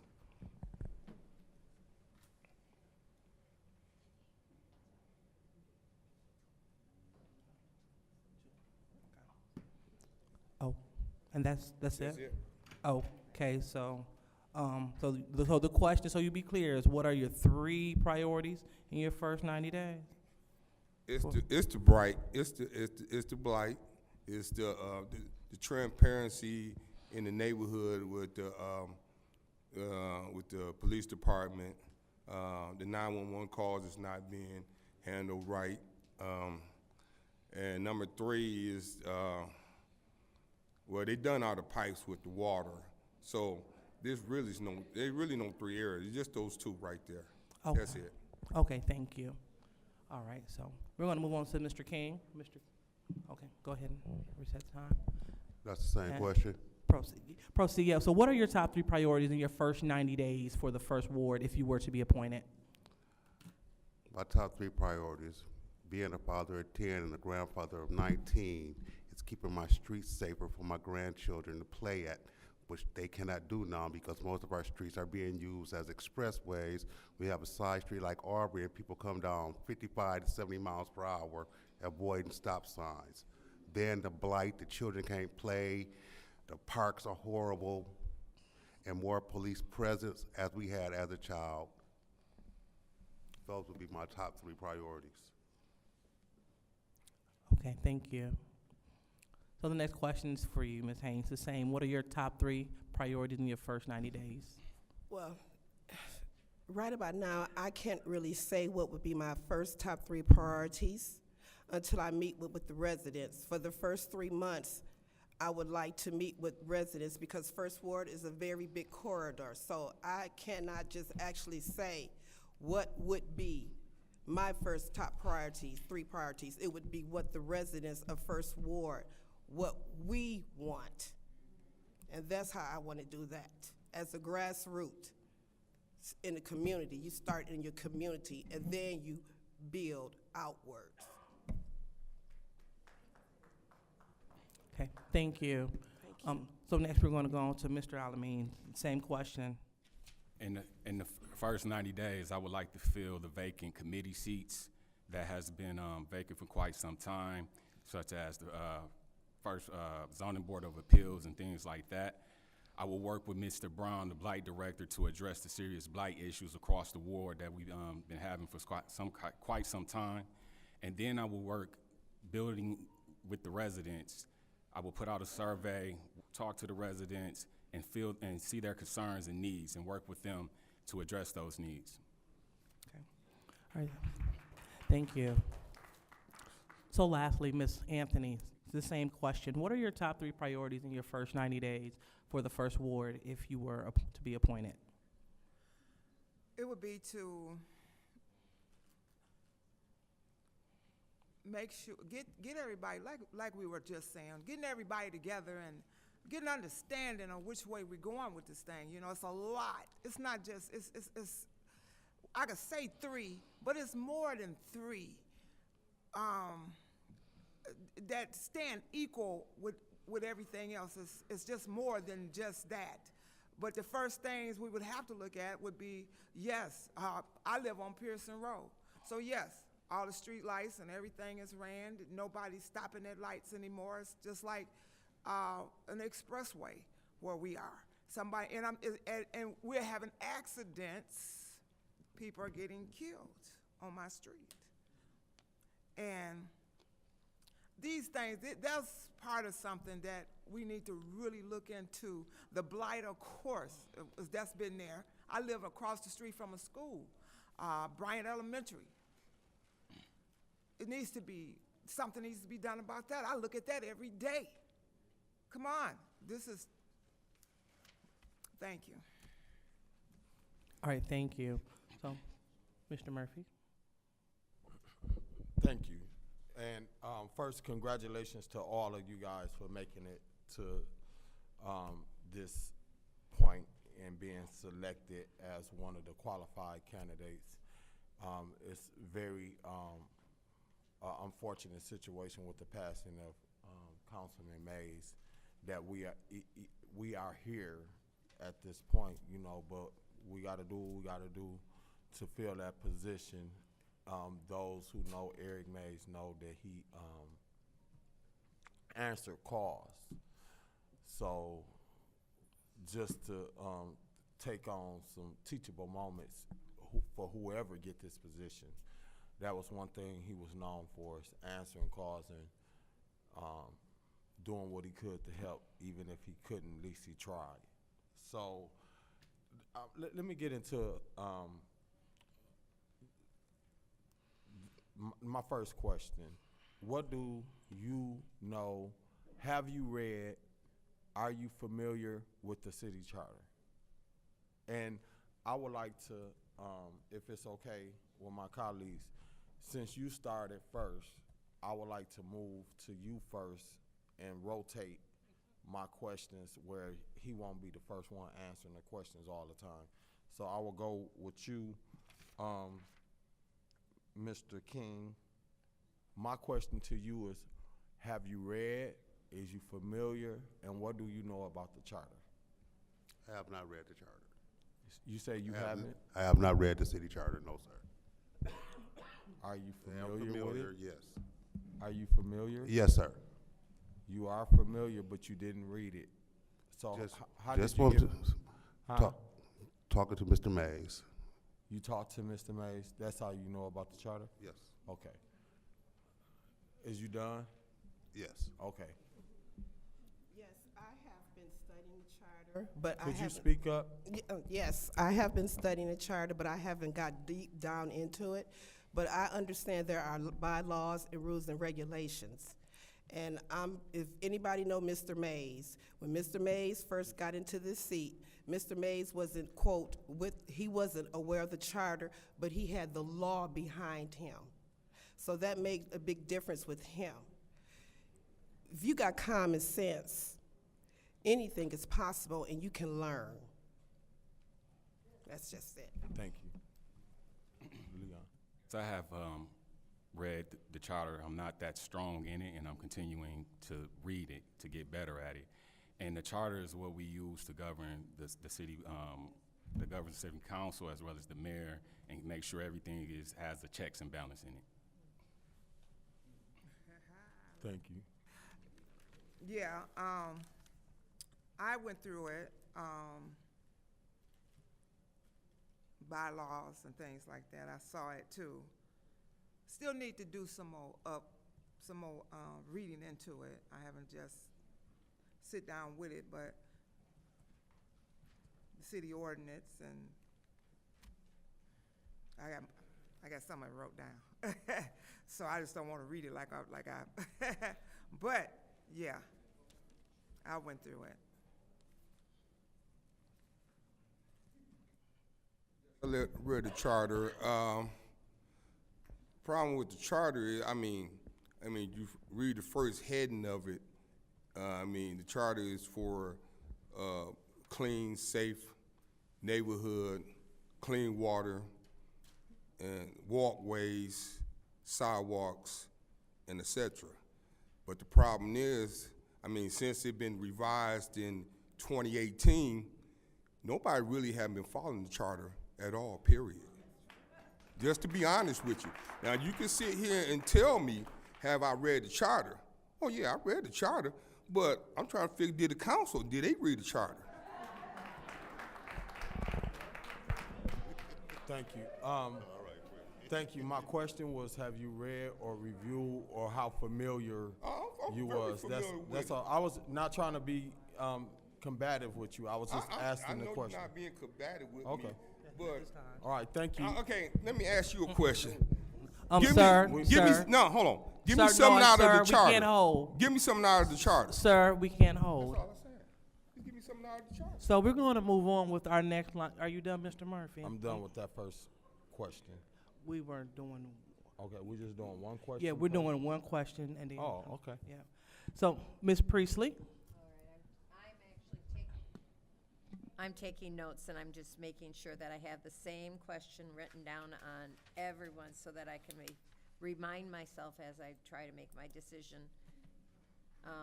down the line. So my question is what are the greatest challenges that you see facing the city council? And I believe, Ms. Haynes, it's your question first. No, excuse me, I don't see no great challenges because I know Ms. Burns. I've worked in her ward. I know Ms. Winfrey. I've did some work in her ward. Mrs. Presley, I hasn't worked in your ward, and Mr. Pfeiffer, I hasn't. 7th Ward, I hasn't. Mr. Quincy, I worked in your ward when Carrie Nelson was councilman. As individuals and the people that love the city, regardless of your disagreements, everybody should want to come together. Because if your ward is straight and fine, then you can branch out and everybody can help each other grow, help each other build, restructure their ward, and we can feed off of each other. No, it's not a challenge. If it's something that you want wholehearted and that you believe in, you take the challenge out of it and just do it and make it work and make it happen. Okay, thank you. Mr. Elamine? I think the greatest challenge right now is the lack of unity. The disunity on the council, I think, is probably the greatest challenge at this time. Thank you. Ms. Anthony? I would have to agree. We got to work, it's unity, we can't do nothing unless we all are on the same accord. And it just seems like everybody's kind of angry. So maybe we can work on that. Thank you. Thank you. Mr. McCoy? Whoops, let me go ahead, scroll up to your top of my page. Go ahead. Repeat the question again. What are the greatest challenges facing the city council?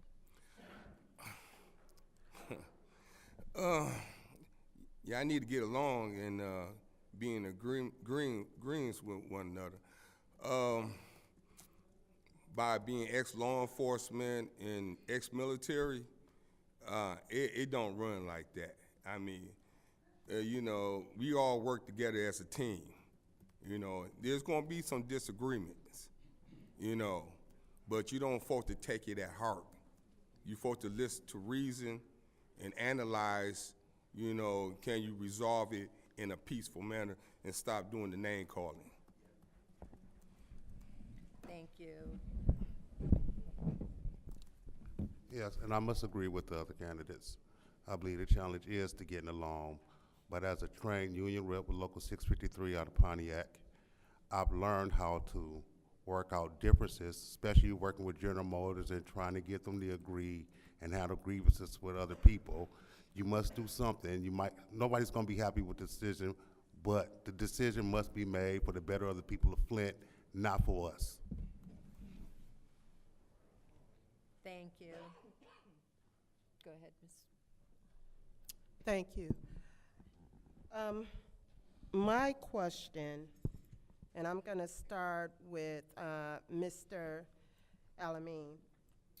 My question would be, what do you believe is the role of the city council member in our community?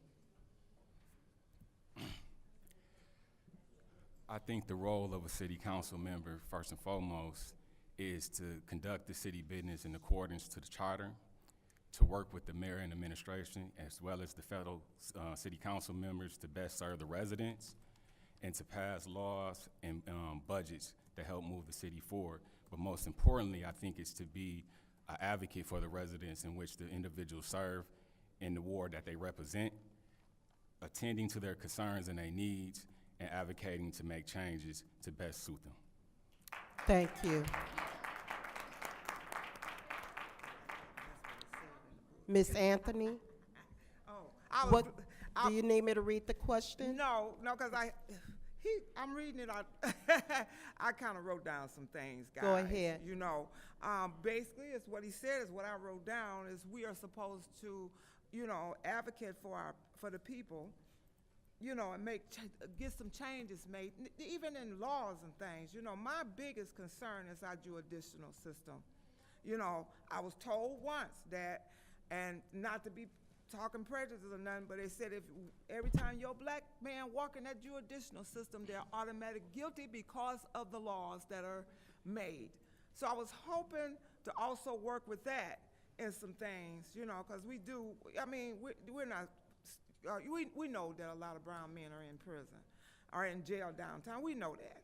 So it just needs we need to get together and make some changes in some situations that's going on even around us that's involving probably all of us. Thank you. Mr. McCoy. I agree with my fellow speaker. I mean, you're supposed to work within the council, the parameters to the rules and regulation. But council, I mean, your first ward, the people is the main priority. You have to listen what is going on in your ward and address those problems.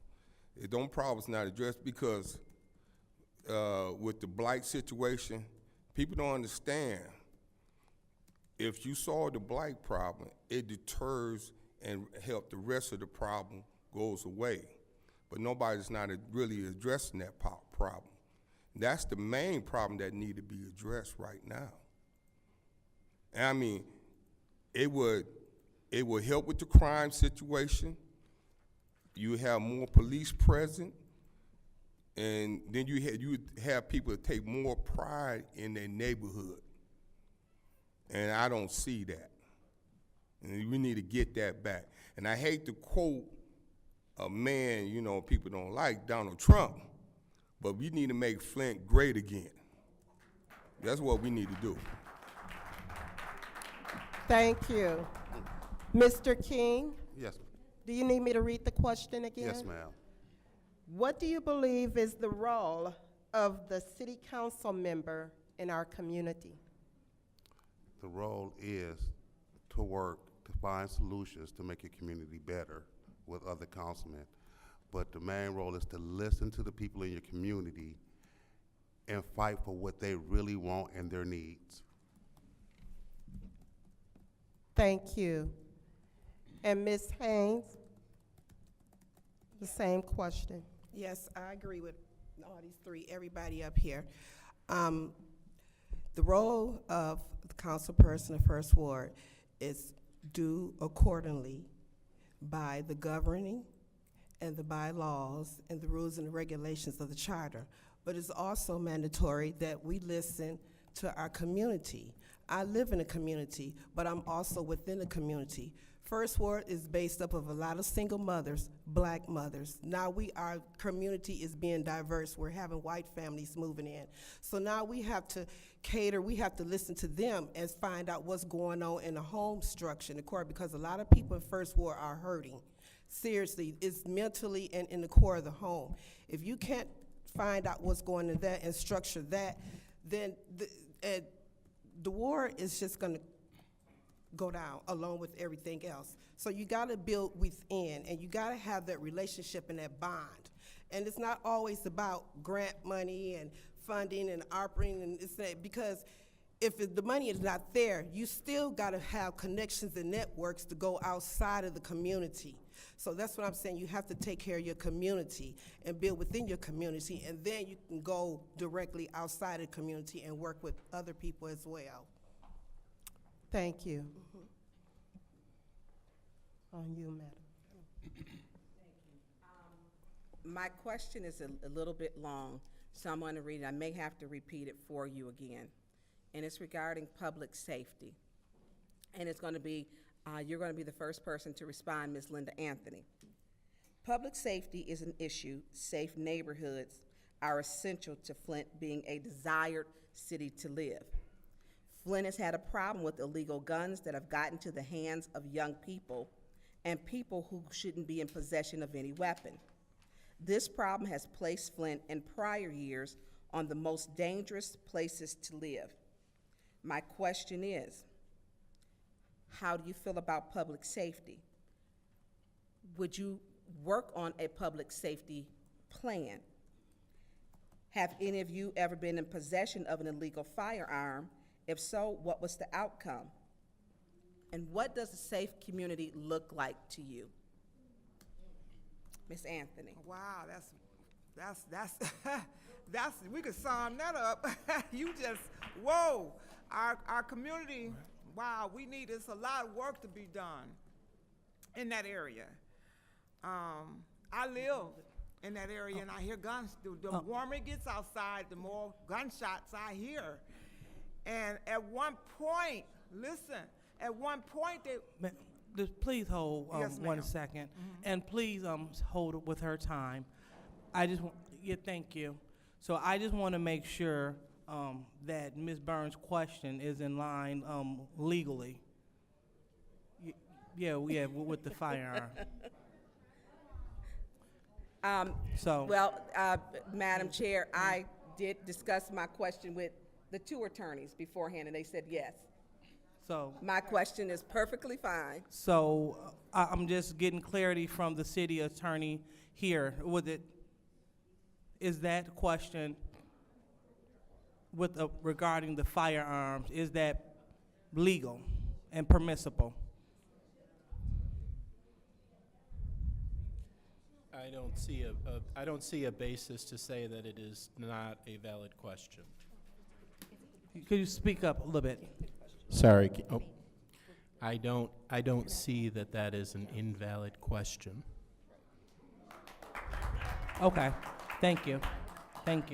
All right.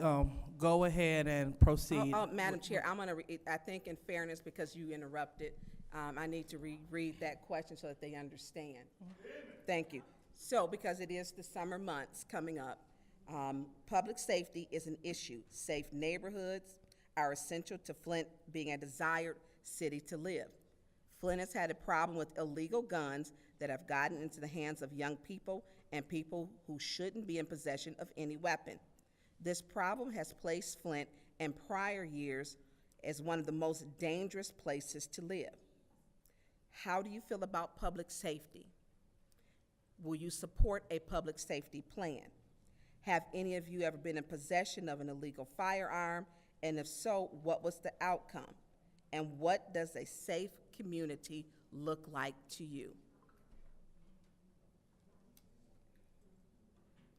Ms. Anthony, you were interrupted, I believe, during your time, ma'am. Proceed. Full Go ahead. time. Go ahead. Right, you don't. Go ahead, proceed.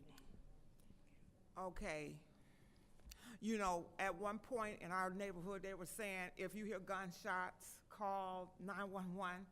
And my husband he would, God bless his soul, he would call all the time and tell where he heard the gunshots coming from, until one day I was walking down to a friend's house, police shows up and says his name.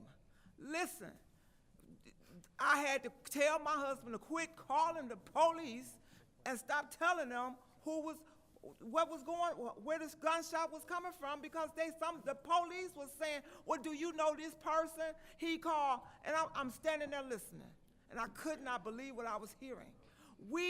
This got to be, a lot of things got to come out. We got to work with it. We need to sit down and really move everything out the way. This is serious business. Kids are getting killed. And move everything out the way and sit down and really get our heads to the business and get with our residents and actually sit down and say, look, this is, maybe just work on one thing at a time. Thank you. Mr. McCoy, would you like for me to read it, or? I got your question. Like I said, I was a correction officer for 20 years. Public safety is a very important matter to me. I mean, the first thing, you have to have a well-lit area at night. You got to have that. 911 calls have been a problem in our community. I remember I had a situation, I had called 911, and the 911 operator said, this is a priority issue. So it wasn't really important to them. They said, you might send somebody out the next day. Now, that's a problem, you know. So how can we address the safety issue when the 911 officer not putting it through, and they saying it's coming from the city of Flint? You know, so if you prioritize a situation, it lead to a bigger problem. So we have to address what the police policy that is going on in the city of Flint before we push forward that public safety issue, because there is too many guns out in the streets. I agree with you on that. And me personally, I ain't never owned a firearm. I never wanted to. I've been in the Army. I shot a weapon. I shot machine gun. I shot an AR-15. Correction officer, they train us every 6 months on AR-15, shotgun. I don't need no gun. I know how to take care of my business without violence. Thank you, Mr. McCoy. Mr. King, do you need me to read it, or are you good? Yes, read it again, please. Okay. Public safety is an issue. Safe neighborhoods are essential to Flint being a desired city to live. Flint has had a problem with illegal guns that have gotten into the hands of young people and people who shouldn't be in possession of any weapon. This problem has placed Flint in prior years this problem has placed Flint in prior years as one of the most dangerous places to live. Have any of you been in possession of an illegal gun, firearm, and if so, what was the outcome? And what does a safe neighborhood and community look like to you? To answer your second question, no, I've never been caught with a illegal weapon or had a legal weapon.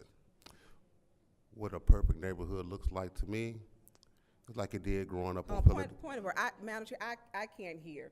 I think you're chatting and it's in my ear because he doesn't speak very, Mr. King's not a loud speaker. I can hear you speaking. Mr. King, speak up. Yes, I can. Thank you. Or Madam Chair, if you could be quiet, please, so I can hear. Ms. Burns, you're being brought to order. We must have decorum. Thank you. Proceed, Mr. King. Okay, as I said, your second question, no, never owned a legal firearm or anything like that. I'm sort of like Mr. McCoy here. I've been in the military and don't see the reason to own one. I can still take care of my family without a weapon. What a perfect neighborhood looks like to me, it's like Philadelphia Street did in the 70s when you had homeowners. We find a way to get homes built like I see in the other wards and get homeowners, taxpayers, will have more police officers to patrol the neighborhoods, since that's the neighborhoods they patrol in anyways, are the ones that actually have more homeowners. That'll be it. Is that? I want to thank you, Mr. King, and also Mr. McCoy for your service to our country. Yes, thank you. Ms. Haynes, would you like for me to repeat the question? No. Okay. Thank you for this question too, because if you recall, maybe about a year or two, I was having it was a beef in First Ward, remember the Hatfields and the McCoys? And I called you, Ms. Burns, and I said, what should I do? Remember? The police in our community, I back the blue. As far as I'm concerned, the police controlling in First Ward is doing the best that they can do. It's up to the community and the residents to get involved. Because who's to say what ward is safe and what community is safe? It's what you make of it. And I understand economy is a very big part, because if you don't have the means to survive, you will go to different lengths of measures. But that's where knowing your community and your constituents and everybody have to come together and help each other, and we have to fight this disease that's within our community. Because you have to start at home, and you have to know your residents. We have some very fine police officers that have patrolled First Ward, because I know quite a few of them. I'm not going to call their names, but last year one of them was out playing basketball in First Ward, and we went live. When we do cleanups, especially when I do cleanups, anytime I see them, we know their route. Look, come get you something to eat. We also have to show our police officers that we care, because everybody is not a bad officer. So if you give them that enlightened, that brace, it goes a long ways. The police officers need to know that the community caring is concerned too. You understand what I'm saying? So as First Ward resident, that's what I would want to do. I want to get my police officers involved. And safetyness, no, First Ward is not safe, but what ward is? But you know what? I love my ward, and I'm there. Thank you, Ms. Haynes. Mr. El Alamin, would you like me to repeat it, or? No, thank you. Because it's a very lengthy question. No, thank you. Public safety is a top priority, and I think we have made some strides in the right direction when we initiated through the council and the mayor and his administration, investing into the witness protection program, the buying back the guns, things like that need to continue to be supported. Also, on the other part of the question, when you asked, have anyone ever been in trouble with a gun? Well, I'm a formerly incarcerated man. In 2003, I was shot in my head and in my back and left to die because of the lifestyle I once lived. So I know the importance and how dangerous guns can be when I lived that former lifestyle in my prior years. But since then, since I came home in 2010, I had transformed my life.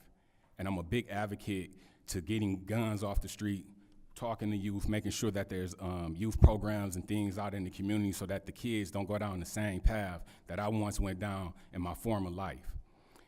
A safe neighborhood to me looks like clean, affordable water that we can drink from our faucets, because of the plumbing from the streets up to the house, and all the plumbing in the inside has been replaced. Property values going up, more home ownership, and community policing.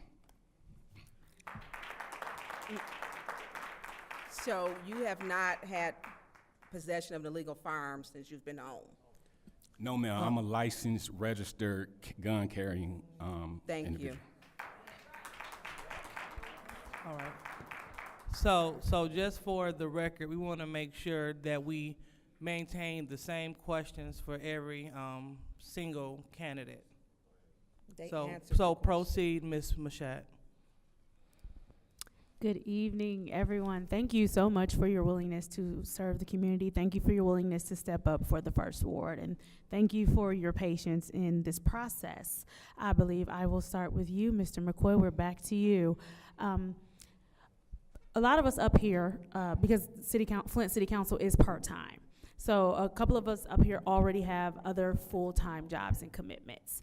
My question to you is, how will you balance, because we have several meetings throughout the month, so how will you balance the meetings, making sure that you're reading the agendas and you know exactly what's going on and you are fully prepared to vote on what you need to vote on, and then also resident advocacy with any other commitments that you have in your life? How will you balance that properly to make sure you're serving? No, that's an easy question. First, I'm retired, so I'm not working. I get Social Security disability. I get veteran disability. I take care of my stepson, so I get a check for him. So I got plenty of time. I do take care of my elderly parents, but they still functional, but they can't drive, so I handle a lot of their business. I comprehend real quick.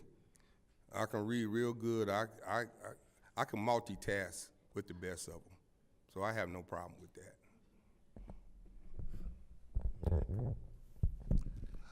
Could you repeat that question, please? Absolutely.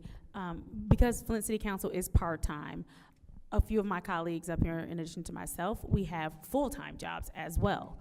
How will you balance your life commitments with both advocating for the residents and making sure you're taking residents' phone calls, and also making sure you're prepared for the meetings that we have monthly where you've read up on the agenda items and are properly ready to vote? So how would you balance your life commitments with your city council commitment as well?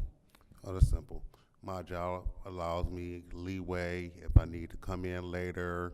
I work a second shift job, but if it's a day of a meeting, I can easily tell my boss I'll be in at 3 that morning to finish up what I got to do.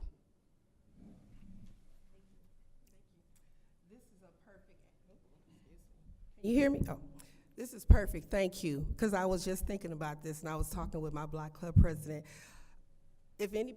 I'm pretty sure everybody that's running in this for Mr. May's seat. If you notice at First Ward, we have a lot of events going on, So while I'm attending events and volunteering, I'll be working and multitasking and talking, advocating with my residents on what needs to be done, what they think needs to be done, what they do not think needs to be done, and I can incorporate any type of laws or what's on the charter there.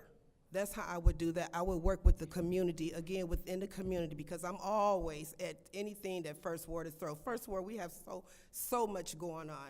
We have really a lot of positive events. And so that right there was one way that I can connect with the residents and let the residents know what I think, but also I would want to hear their feedback on what they think and on how they feel that I should vote.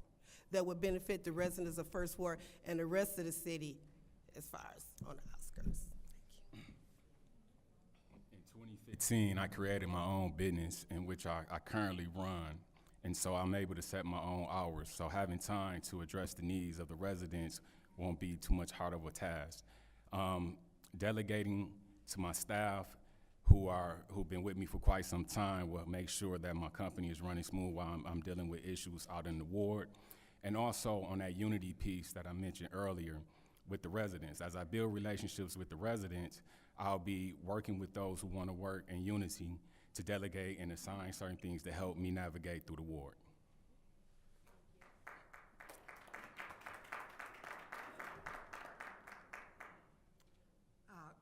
Thank you. what I would be doing is, what I do is I get widow's pay. My husband just passed. I work part-time on another job. I do community service with the elderly. I'm able to take phone calls at any time. At what I do when I'm pastoring with people, I'm usually getting calls. I get a lot of calls with concerns and things like that.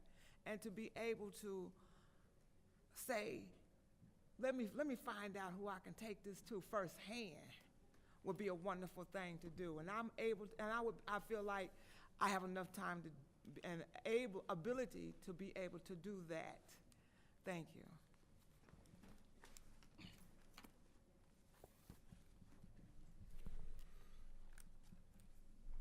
Who are we starting with? Mr. King. Mr. King, we talk a lot about moving the city forward. I think everyone in this auditorium can agree that the city's been in decline for quite some time. One, do you agree that the city's been in decline for quite some time? And what do you think moving the city forward looks like? Kind of have to disagree with you a little bit, Mr. Piper. The city was on a decline, but as of late, what I've been seeing is a lot of growth, a lot of new buildings, just not in my area.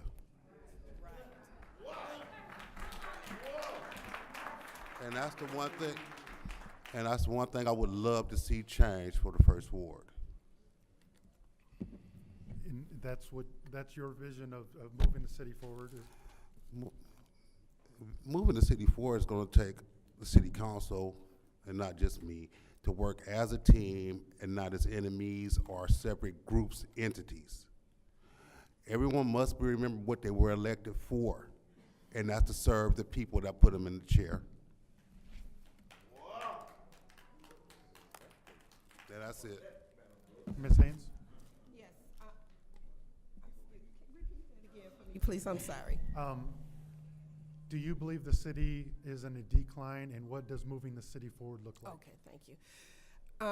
I don't believe that the city is in a decline, but I do believe that the north end and the east side is not really getting what it needs to deserve for them to grow and to rebuild. Downtown is beautiful. I commend everybody for the vote. Downtown is beautiful, and we need that because we need to show people that we're not depressed. You understand what I'm saying? But we also need to involve our youth, because Flint is going in a different direction.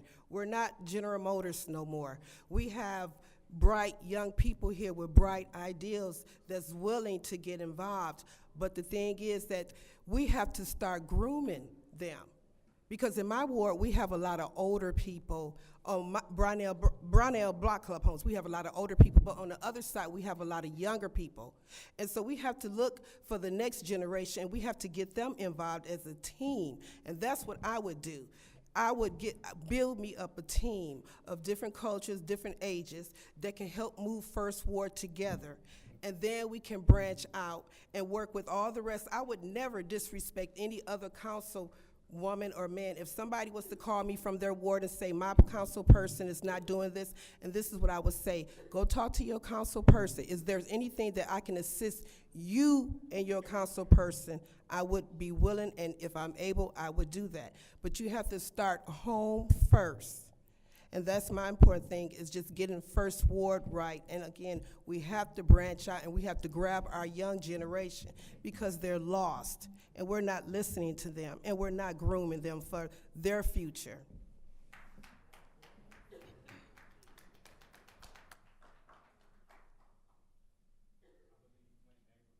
In a decline. I believe Flint neighborhoods is in a decline. And for us to move forward as a city, it's going to take the mayor, his administration, city council, and the residents working together to move the city and move the city forward. Ms. Anthony? Oh, okay. Yes, our city is in a deep decline. It's depressed. We need to put some things together to involve everybody. People are losing their homes. Drinking water out of water bottles every day. It really is. I do it. I drink water out the water bottle. I do. And we need to find a way to get these things back together. Just getting water back into our houses again. Where we have left that? We need to first start with the inside. How do we get water coming back through our faucets that we can be safe and feel like I can give my kid another drink of water, my granddaughter some water out the water faucet even? That's the first beginning of getting us back going in in that direction. I know nothing is impossible. This can happen for us. This can happen. Thank you. Mr. McCoy? The city is in a decline, especially in the first ward. Growing up in the first ward, we used to have bowling alleys, movie theaters, and grocery stores. They all gone. You need to rebuild the first ward, and also what I see in the first ward, there's not enough houses being torn down in our ward. It's like our ward is the worst ward because we got so many abandoned houses and so much trash everywhere. Then I drive through the area and I'm like looking at the 6th ward, the 7th ward, 8th ward, 9th ward, and I'm like, man, they clean over here. I said, what happened to first ward? You know, we need to get back caring for our city. You know, we building up everything downtown, but we neglecting everything around. It seems like they pushing people more out of the city. If you want to bring people back, because we in a decline because our population went down, because people moving out of Flint, they're not coming back to Flint because it's so depression. So you need to put more jobs in the area. And I'm trying to figure out with the APR money that we can use that money like how my foundation used to pay the young kids to go clean up the neighborhood. We don't do that no more. We don't do that no more at all. So that's what we need to find out, put more use to that money. And another thing they need to bring back, and the emergency manager got rid of, need to bring back code enforcement.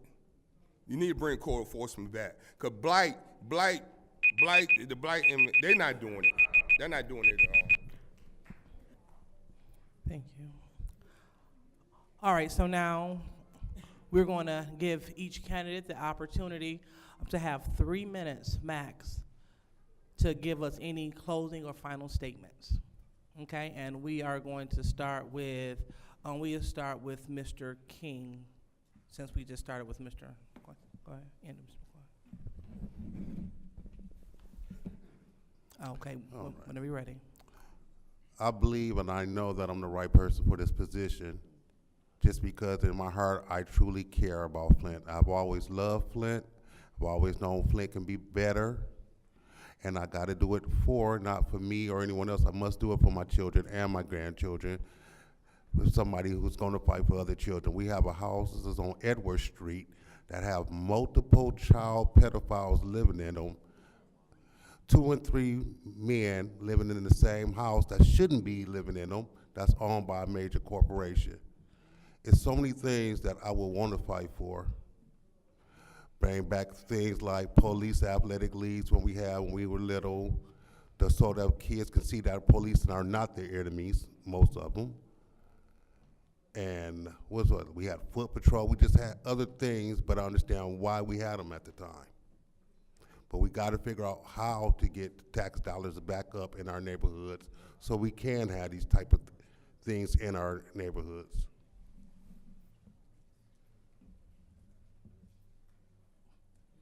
Okay. Next, Ms. Haynes.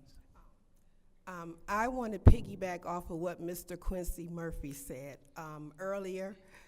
Mr. Mays did pull 18 houses because he gave me the list. Because I was so adamant about leaving. I wanted to move, and I'm like, Mr. Mays, I don't know. You know, it was just so much going on in my life. I'm an advocate for prison reform, and my son is incarcerated. And I said, well, Mr. Mays, I'm just going through a lot. I don't know if I can be here. He said, you know what? I'm finna pull a house. I got a list, and I want you to look. He gave me the list, and I looked at some houses, and he offered to sell me a couple of them, but I didn't like them. So therefore, I decided to stay with my landlord house. I decided to stay there. And if it wasn't for Mr. Mays adding me, keeping me here, and giving me that list, I would have been gone. I would have been gone. Because he literally advocated, he literally wanted me to stay in First Ward. I did not know that this would be the ending, the ending of him and maybe the beginning of what I wanted to do. But again, if it wasn't for him giving me that list and looking at several houses, I would have never made my decision to stay here in First Ward.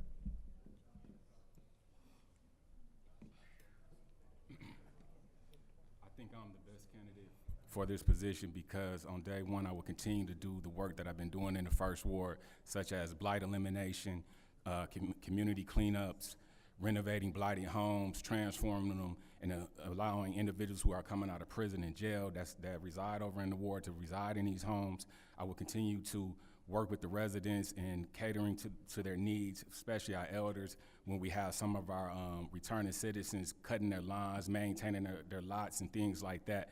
So I think I'm the best candidate because on day one, I'll be ready to continue to improve on the work that I'm already doing and work with council to do some other things to help move us forward.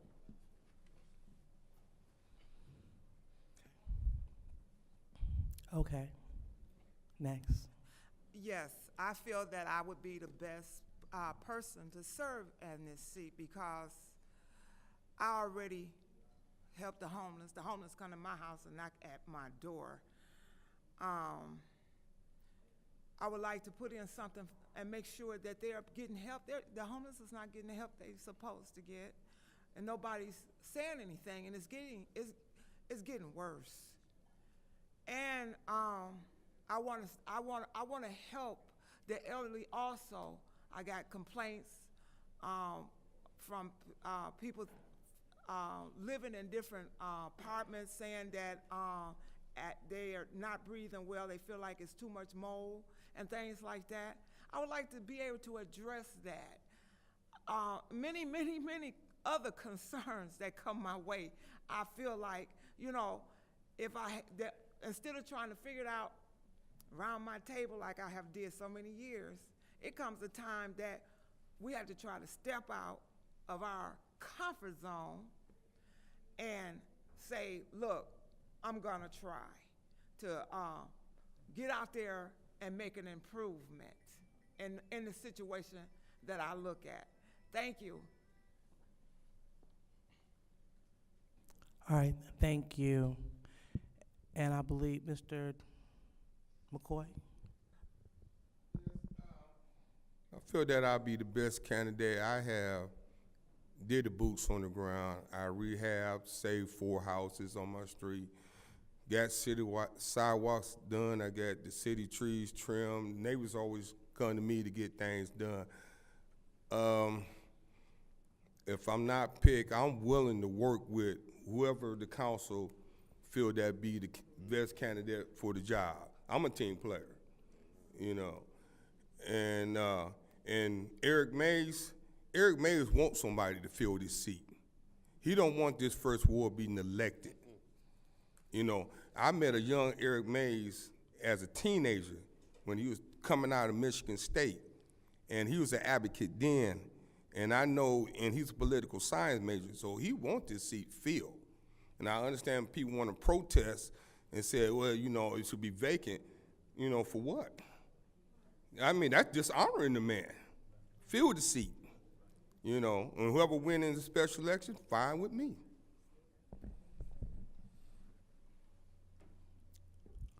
All right. So we have heard from all of the candidates. Thank you so much for your time. And now we will go ahead and proceed with the second round of candidates. Madam Chair, Ms. Priestley? may we make a 5-minute break so we can go to the restroom and stretch our legs so that we can give our undivided attention to the Absolutely. So the chair orders a 5-minute recess without objection.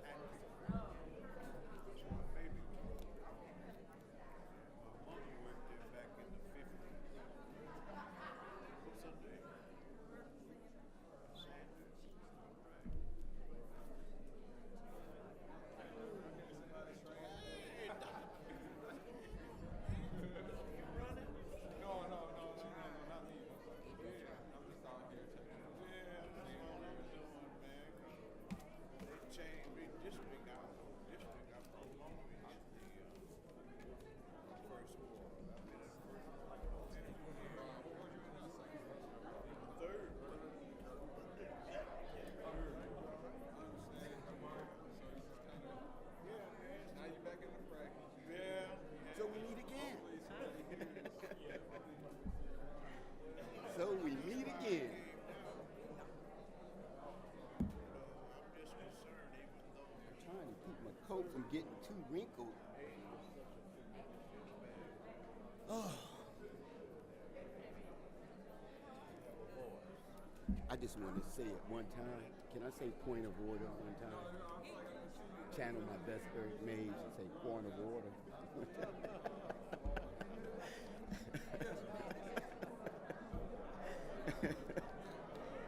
I have to make some levity of it on, you know. Everybody's so serious up there, seriously offended by anything that anybody says. So, my goodness. Is this thing on? I was off a bar with it.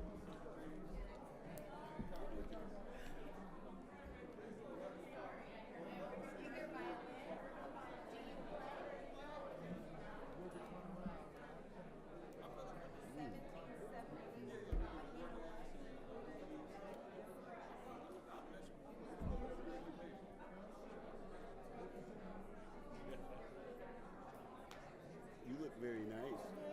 Red is your color. You like red? No. No? You look good in red. No.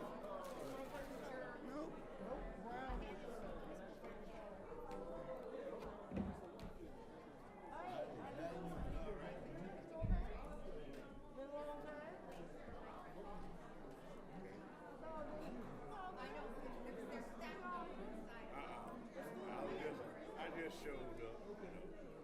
Yeah, 'cause yeah, thanks, man.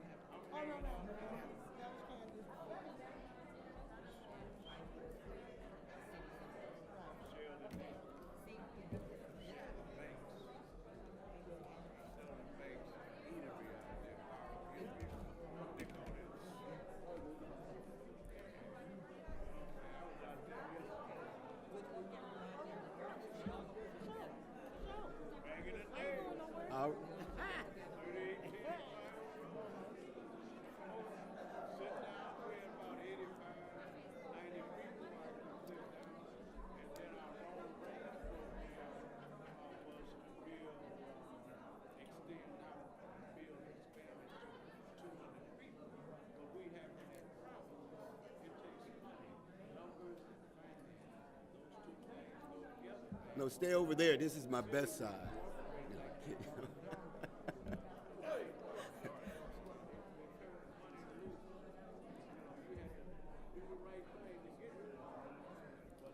You know.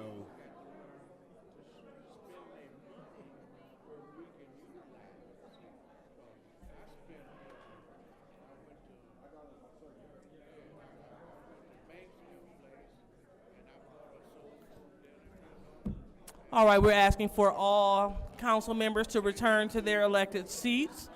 Moreover, we're asking all council members to return to their seats. Thank you.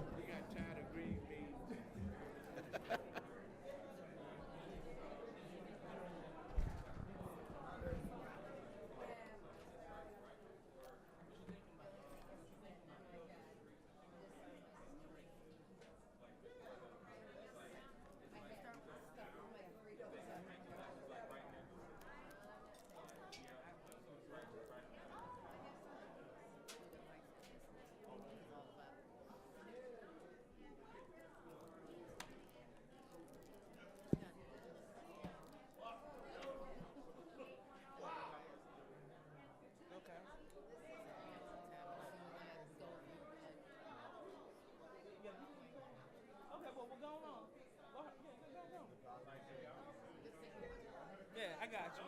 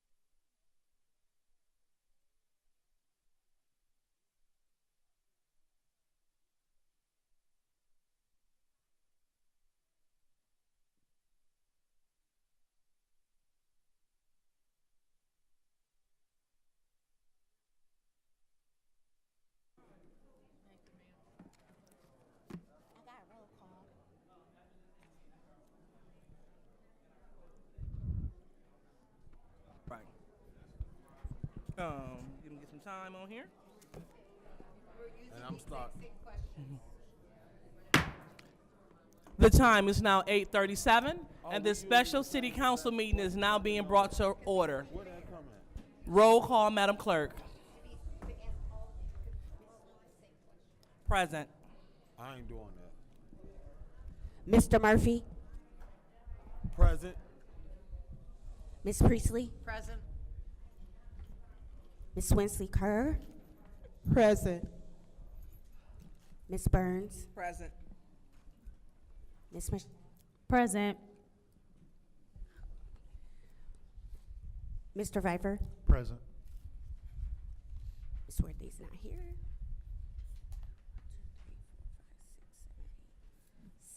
7 present. Oh, okay, we have a total of 7 members present. So now we are going to continue with the interviewing process. We're going to do it as we did it the first round. So first, we're going to give each candidate the opportunity to introduce themselves or give an opening statement for 1 minute. And then from there, each individual council person, they're going to ask you one question. You will have 2 minutes to answer the question, and then we will do it in a round robin type of formation with the council as well as with the candidates. And at the end, you will have up to 3 minutes to summarize whatever message you would like to convey to this body. Do you have any questions? All right, very well. So we will go ahead and start with Mr. D. Eric Walker with his 1 minute statement. Good evening. My name is D. Eric Walker, and I am a lifelong resident of the city of Flint. I'm a product of Flint Community Schools. I graduated from the University of Michigan with a bachelor's degree in business administration with a concentration in marketing. I also graduated from U of M Flint with a master's degree in public administration. I look forward to this event tonight. I am so excited right now. I can hardly contain myself. All right, thank you.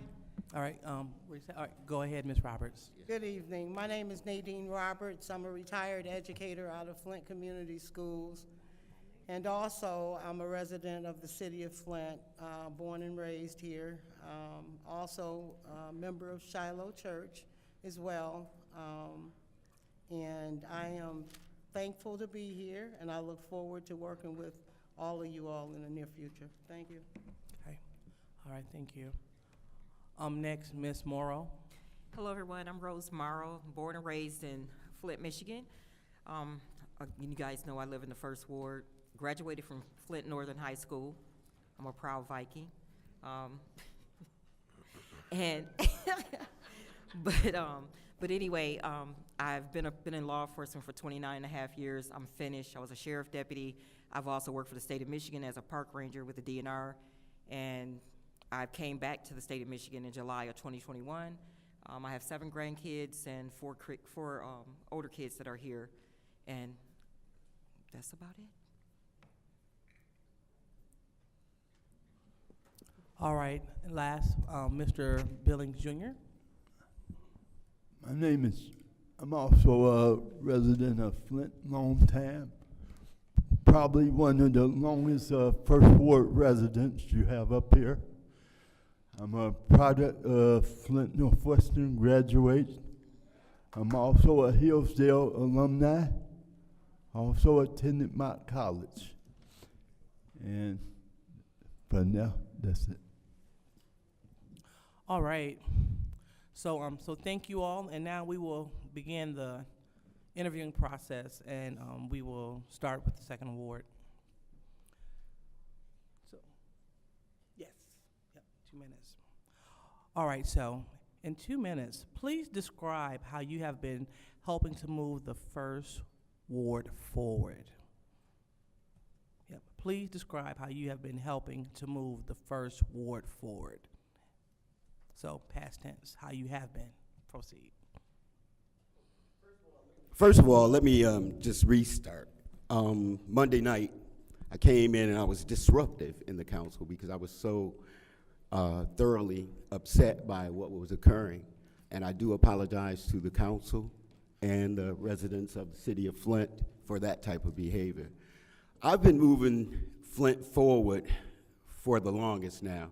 With my involvement with local students while I was an admissions counselor at the University of Michigan Flint, I helped hundreds of students access secondary training and education.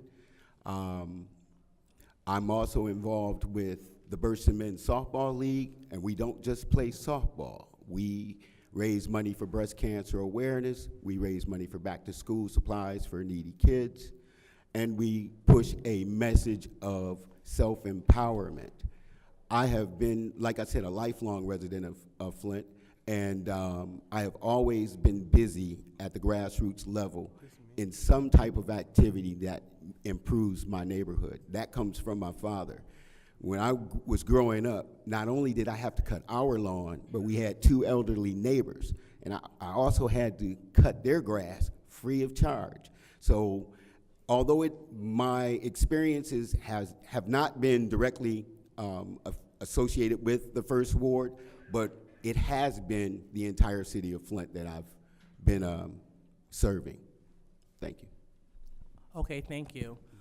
Next, same question, Ms. Roberts. Please describe how you have been helping to move the First Ward forward.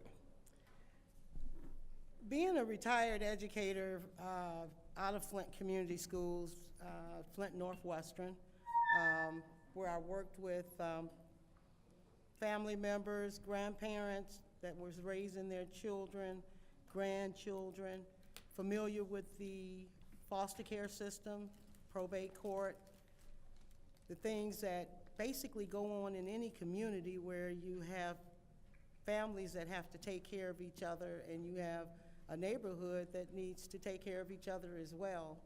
And so education is very key for me. And so what I have done in the First Ward, and I've always done as an advocate, is to explain to residents basically how government actually operates and how it runs. The importance of income tax, paying income tax people that work to be able to pay for money for revenues in order for us to do a lot of the things that we need to do. I was on the committee for the 25-year plan. I was also on the committee for the ARPA committee as well.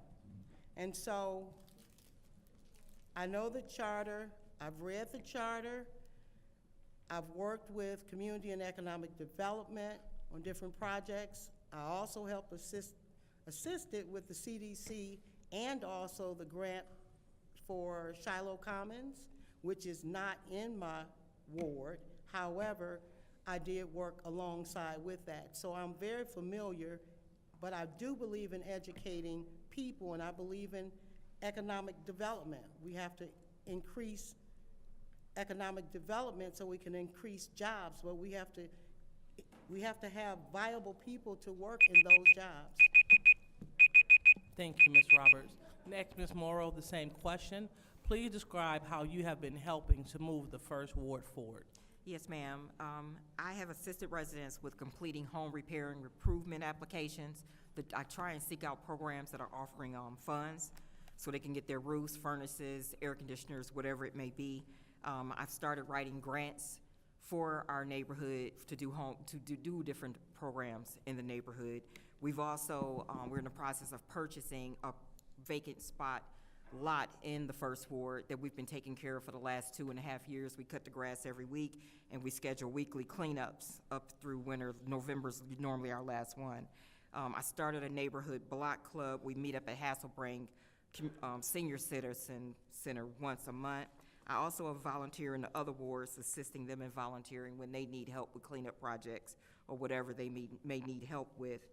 I attend the city council meetings as much as possible, and also the ethics and accountability meetings, and I just started attending the school board meetings. Like I said, we conduct the weekly cleanups, and then we also schedule different activities in the community for our residents. I've also adopted some of the seniors in the area that their kids have moved away and they're not able to get their grass cut, or they need groceries, water, whatever it may be. And that's it.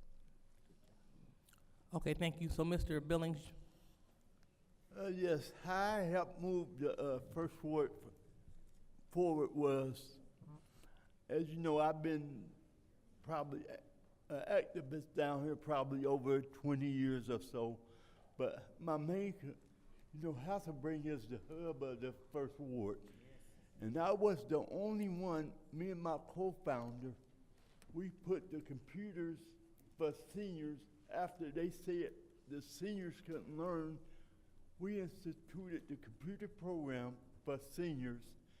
And out our first class, we had a 70-year-old come down to the city of Flint and get a job. And that was back in the early 2000s. And now that computer program is implemented in every city center in Flint. And that's due to my computer experience. That's one of the things. During the COVID, I helped with water, getting people water, delivering water to seniors. I even, our fraternity bought pallets of water to give away to the community. And I educate people on the law of the city. I know the city charter, I know the city code law, and I use Westlaw as my services for the law. Thank you. All right, thank you. So now we'll turn over to Mr. Murphy.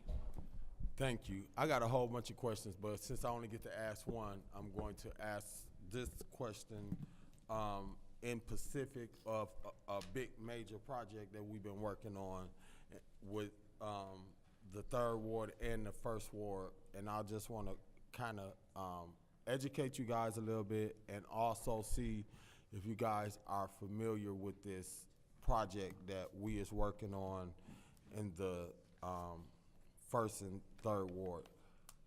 The Choice neighborhood, which is, this will be the second one. The first one was what Clark Commons. The Choice neighborhood, the city of Flint was awarded $500,000 in collaboration with the Flint Housing Commission to do a planning grant. And we, in the last phase, later on this year, we will be applying for $50 million to do, build at least 400 houses in the 1st and 3rd Ward. And we got 4 different areas that we looking at building these houses at. And my question to you is, are y'all familiar with this Choice neighborhood? The meetings that they having, and would you guys be interested in joining and contributing to that if elected or if not elected for this position? And I guess I'm gonna start with Nadine first. Since we started with him first, I just want to kind of move down, so, yeah. Okay, so yes, I am familiar with that particular piece, and yes, I am willing to work in any capacity, even to help with the designation if necessary in writing part of the grant or pieces of the grant or whatever, because I do know how to write HUD grant applications for designations.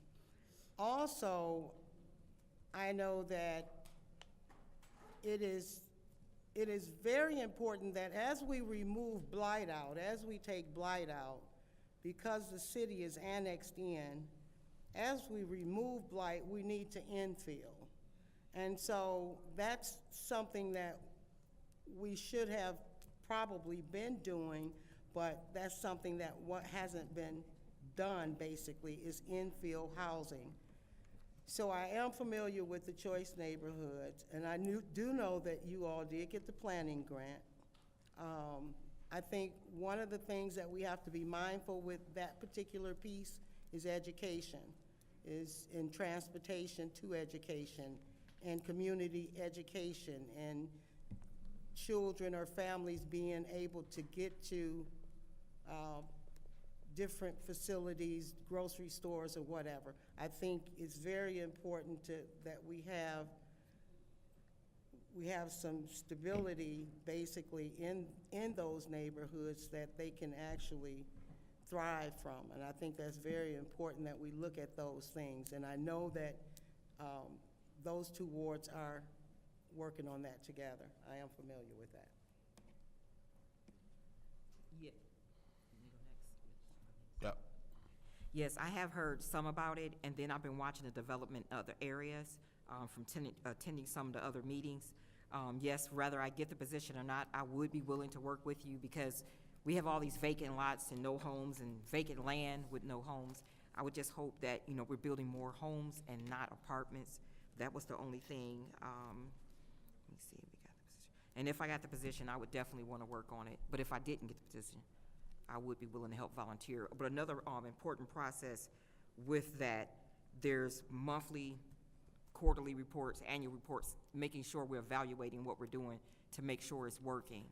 But that's part of rebuilding our neighborhood because we're demolishing all these homes, but it's like there's no other plan in place but to sell the vacant land to the vacant lot to the adjacent homeowner. So yes, I would be interested. Thank you. Yes, I have heard about it, but I have heard about it through Eric Mays and bless his soul. And I am willing to work with you on it. Some of the things like what she just said, I think the vacant lots need to be addressed where we can make them more useful than just a vacant lot, or either just allow people to build on the lot once they get them. That's it. Thank you. I have heard about the program. I would be willing to work closely with you guys on implementing the program, getting it going, moving forward, and without, you know, really in-depth information on the program, I really couldn't, you know, give you any specifics as to the funding sources or anything like that, but I'd be interested and willing to learn more about it and get involved with it. I am currently working as a resident assistant or resident board member for Flint Housing, and they're undergoing a tremendous transformation right now, and I'm right in the middle of that. And I find it quite interesting. Although the HUD website, it's a little bit hard to understand, but it is an interesting subject, and I'm willing to jump right into it. Thank you. I'm going to ask the same question that I asked before, because I think it's important that I get consistent answers so that I can evaluate appropriately on what I'm seeing as I make up my decision. So my question, and I believe I start with Ms. Morrow, is that your next up? Okay, I'm going to scroll down to your name. And what do you think are the greatest challenges facing the city council? Okay, so the greatest challenges, in my opinion, would be getting to the agenda, being at the meetings on time. I understand we're going to run late sometime, but not having the residents wait. 2, putting the residents first. Stop weaponizing the police against the residents. We must work together to help each other. We have the same problems in each ward. We just need to work together. We're not trying to reinvent the wheel. We can work together and help each other. We all have the same problems. So if we're working together, we're going to take care of the problems and we're going to be able to find solutions. Seeking out additional funding to help the residents and our citizens. Using our interpersonal communication skills with each other. Some individuals just don't know how to talk and treat each other. So we just need to work on that. If we can work on that, I think we'll get more done. And that's it. Thank you. You're welcome, ma'am. Mr. Billings? Question? The question is, what do you think is the greatest challenge facing the city council? Or challenges, plural or singular? Take your pick. To me, the greatest challenge is our youth and our seniors. Getting them to work together. Cause right now the youth doesn't respect the seniors, and the seniors are scared of the youth. So we can bridge that gap. I think that will help tremendously in your neighborhood and in your community. And we also got to get a better handle on ourselves, that we speak to each other and come to each other for help. Don't just help this ward and neglect this ward. Because as you see from, I'd say, Hamilton Street south is all right, but from Hamilton Street north needs a lot of help. So we could all come together and get together. I think that will help this city become one and bridge the gap between the youth and the seniors. That's a must in every city, to get your whatever you want without tearing up a city. Thank you. Mr. Walker, let me scroll up to the top of the page. Excuse me. Same question. Yes, ma'am. One of the biggest challenges that I see is just a lack of respect for one another. That was one of the reasons that I got mad and walked out and blurted out Monday night. The level of vitriol in the statements that you make to one another is alarming. The inability to set aside very petty differences to accommodate the work at hand is ridiculous. I think Flint City Council is in need of a Walt Disney experience. And that's saying that you all need to just take a real big chill before you come here. Relax yourselves. Sort out any differences that you might have amongst you prior to the meeting. And then handle the business. Take care of the business at hand. Again, I apologize for my outburst on Monday, but it was disheartening to see the city that I love. I love this city. My brother, who lived in San Antonio, Texas before his passing, he says, "Why don't you leave Flint? There's nothing in Flint." And I did leave for a moment, and I came back because Flint has always held a special place in my heart. I guess I'm getting older now, and we take on things of different importance in our lives. So I would say my biggest suggestion to the Flint City Council right now would be set aside the differences for whatever reasons. Get down to the business at hand. Thank you. Ms. Roberts? Yes. The biggest challenges, I believe, right now is being able to work together. Teamship is very, very important. Need to be able to actually conduct the business of the city in which that's what it's designed to do. And I think everybody has a great passion, if you will, about their neighborhoods and their community. I'm passionate about the city of Flint as a whole. I don't pick out different things like a salad bowl. So it all kind of comes together for me, being a lifelong resident, and how I flourished as a person. However, a chief have to have Indians.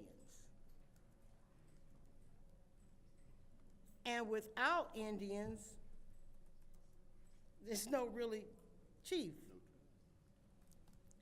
So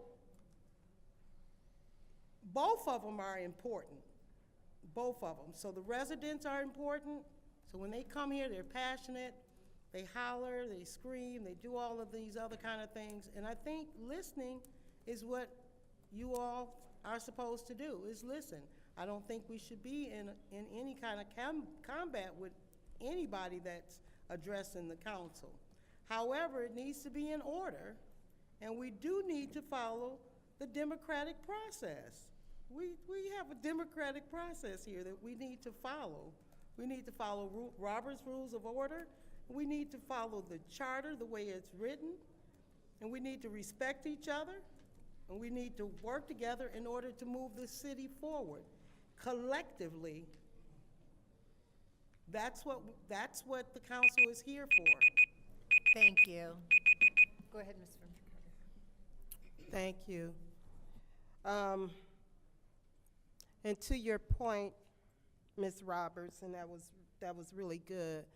One thing I can say is that Councilman Mays was a passionate and compassionate leader. What does it mean to be a compassionate leader? And I think I'm supposed to start with, who did you start with? I stopped with. So Miss. You start with Mr. Billings. Yeah, Mr. Billings. What does it mean to be a compassionate leader? A compassionate leader to me is one who understands, for one, whatever meeting he's in, understanding the people who he's talking to or who they talking to. And you got to have sympathy for just about anybody and everybody, 'cause you don't know what's on people's mind nowadays. So you got to be compassionate in that respect, let them speak and say what they got to say, 'cause if you're not being compassionate or respectful to that person, so let them finish out what they saying and understand them. Another part of being compassionate is working together when you don't want to work together. That's the main thing I think compassion covers. Doing things you don't want to do in a compassionate way to help others. That's my answer. Thank you, Mr. Billings. Mr. Walker, Yes, can you answer the same question? Yes, ma'am. Having compassion simply means having empathy for another person, putting yourself in that person's position, in that person's shoes, and seeing the world from that person's viewpoint. You can move accordingly, and what I mean by that is you can move in a way that's going to benefit the person that you're attempting to help with all passion, all empathy, and a deep concern, an honest concern for what that person is going through. I was often looked at down at U of M Flint as very compassionate about what I was doing. And that was going into the Flint community schools and greeting kids and recruiting them for admission to the University of Michigan Flint.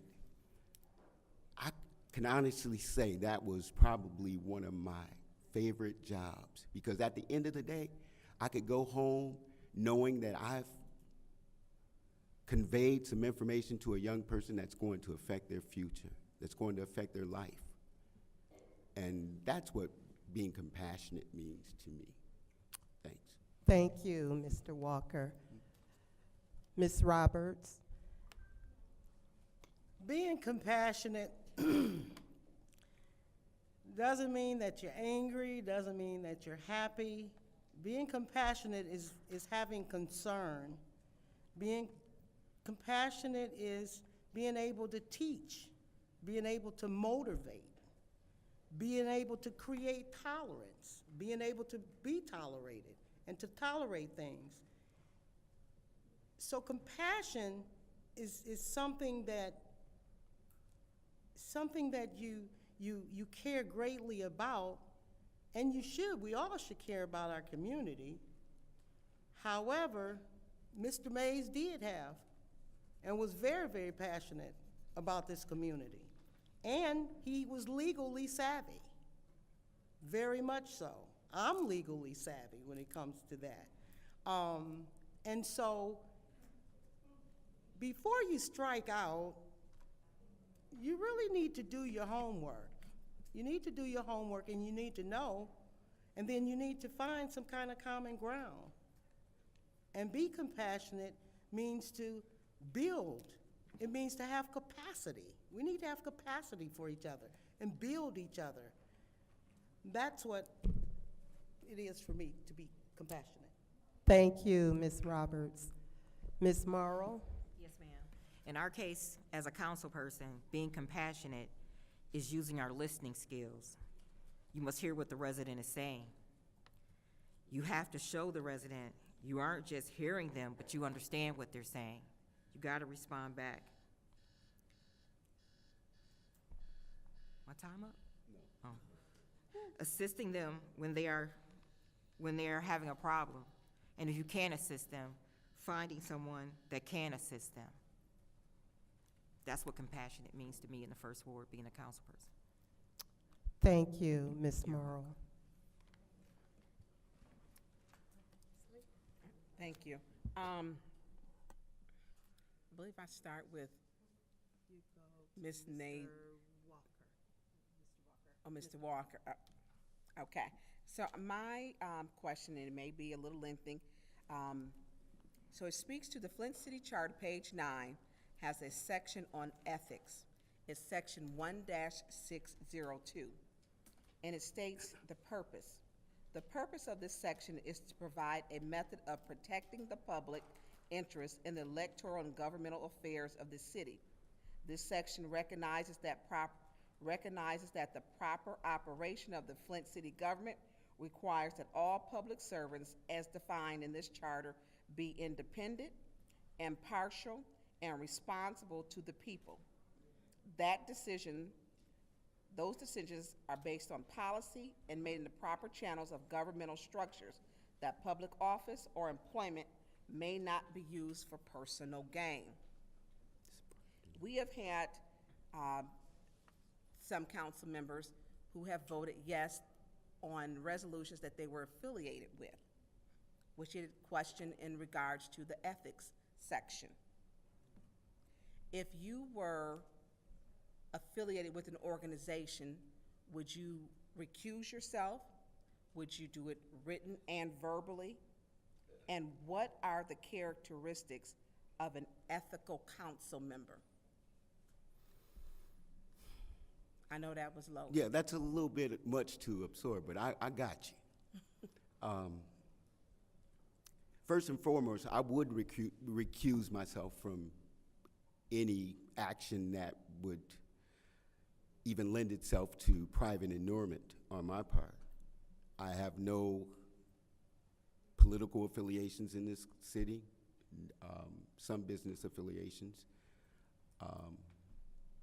An ethical person would be that person who's going to do the right thing when no one's looking. It's going to always put the best interest of the citizens first, who is going to live his or her life above reproach. Now, I'm not saying that we're all going to be sinless or that we're sinless or that, we're all angels or anything of the sort.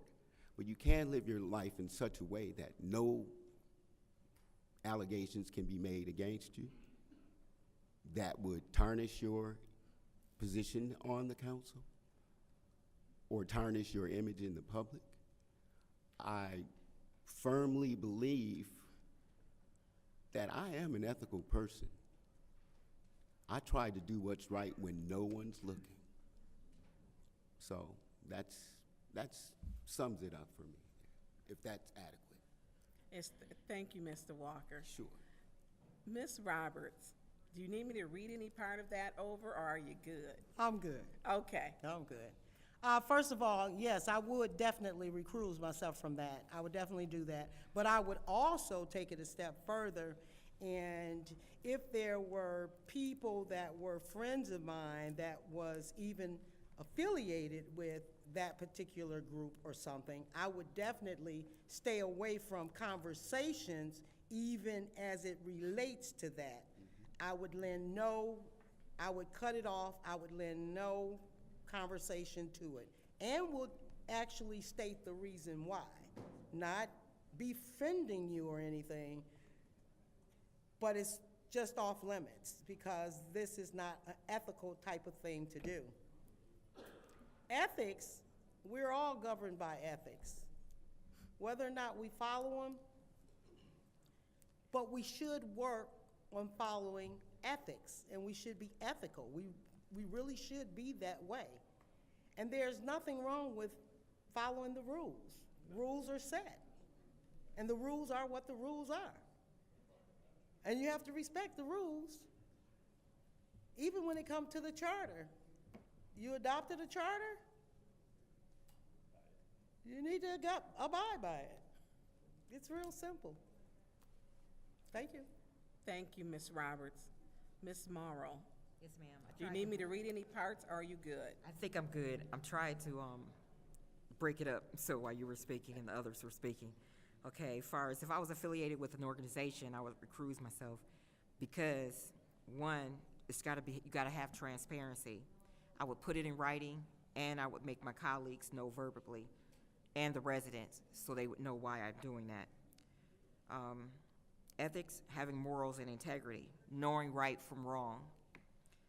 Not just doing right when no one's looking.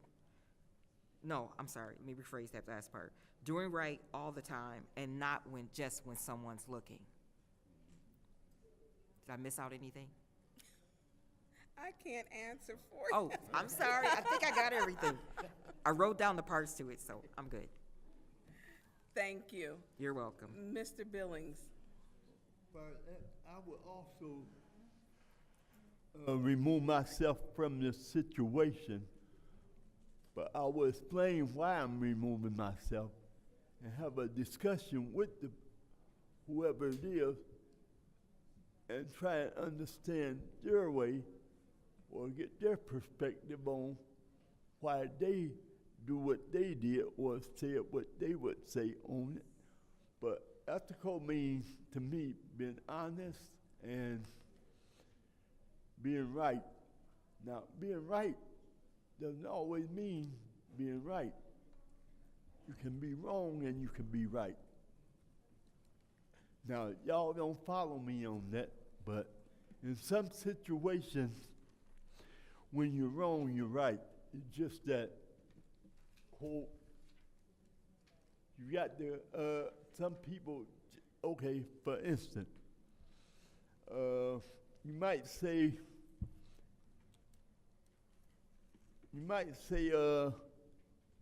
cause I ran into this, where majority of an organization would want you to be quiet and silent your voice for something they don't agree with, but you might be saying something that's right, but they want to silence your voice, but you're not wrong for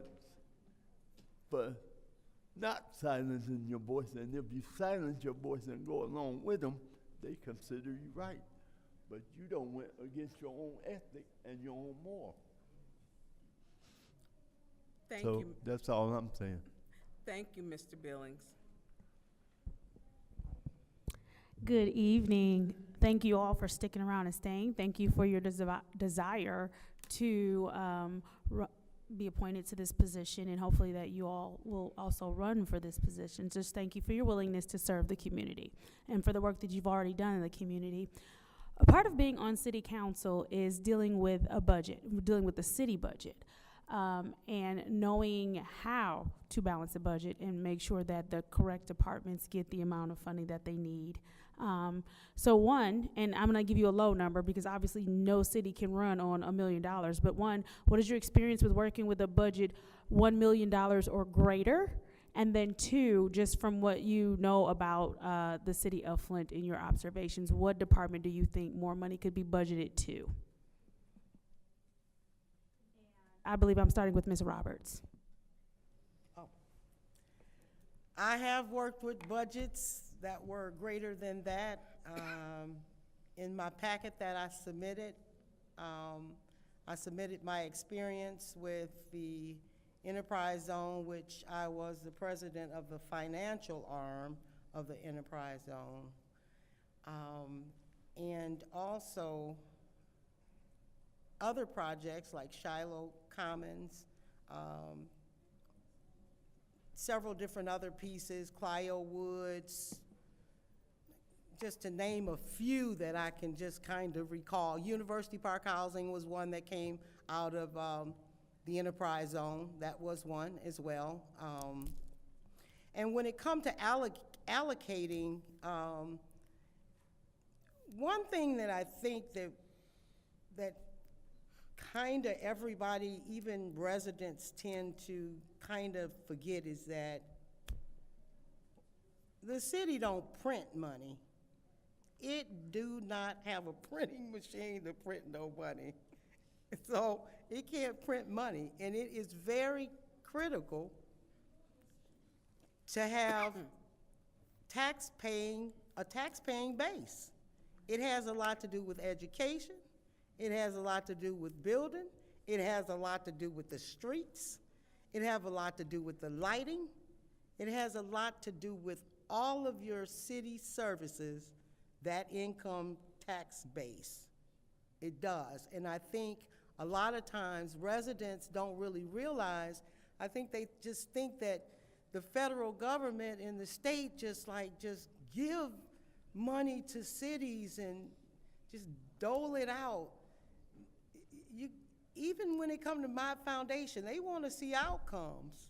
They need to see some outcomes. They don't dwell out money like that anymore, so.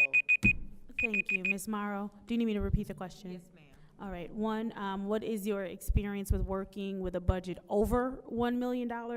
And then also, based on what you see just around the city and what you know as far as the administration and work that has been done, is there a department that you think more money should be budgeted to? Okay, as far as working with budgets, I've worked with the budgets and I've been the grant administrator for the police department. That was part of my title when I'm assigned there. The process as far as, and it was over $1 million. And so we just have to make sure we're staying on track and the money's going the right place. An area where I feel like we need to put more money, we need to build the pot as far as the general fund and the economic development department so we can help rebuild our city, so we can help the residents.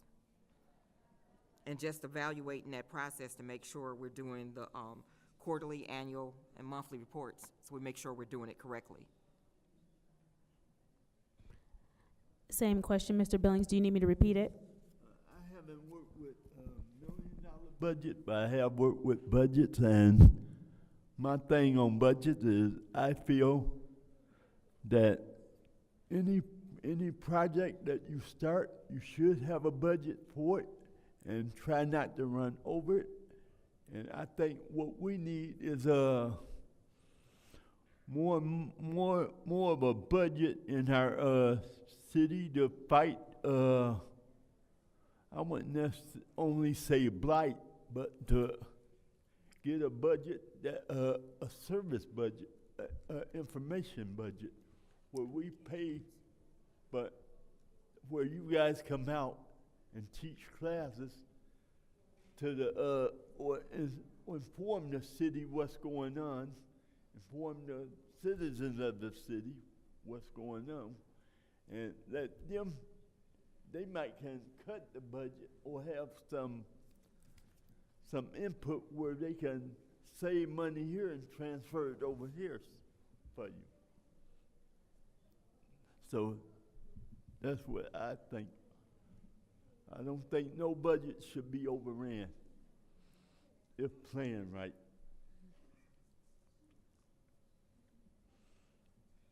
Thank you. Mr. Walker, do you need me to repeat the question?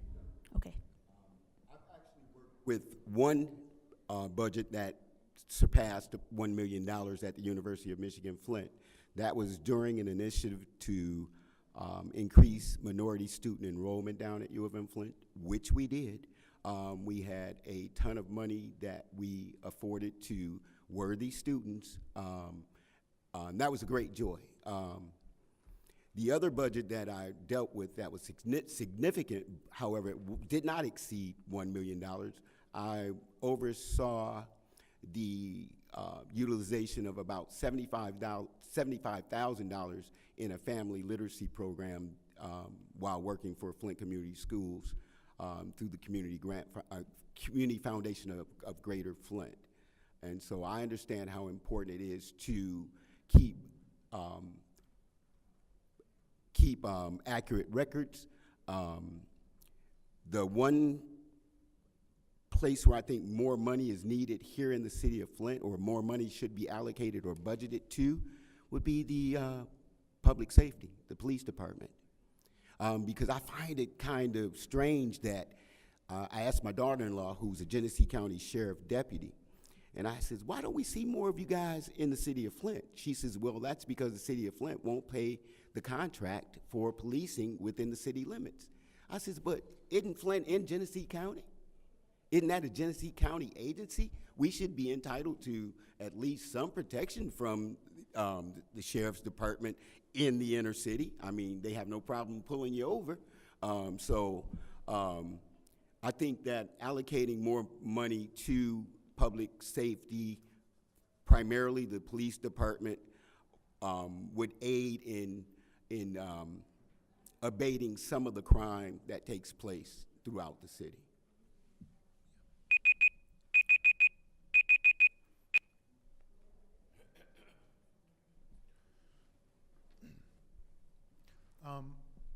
I guess I want to get to know a little bit more about you guys. As you can see up here, we all get along and it's all rainbows and butterflies. So, can you tell me what set of skill or set of skills that you have if you got inserted into the first ward seat that you would bring to help continue our togetherness up here? Ms. Morrow, I guess I'll start with you.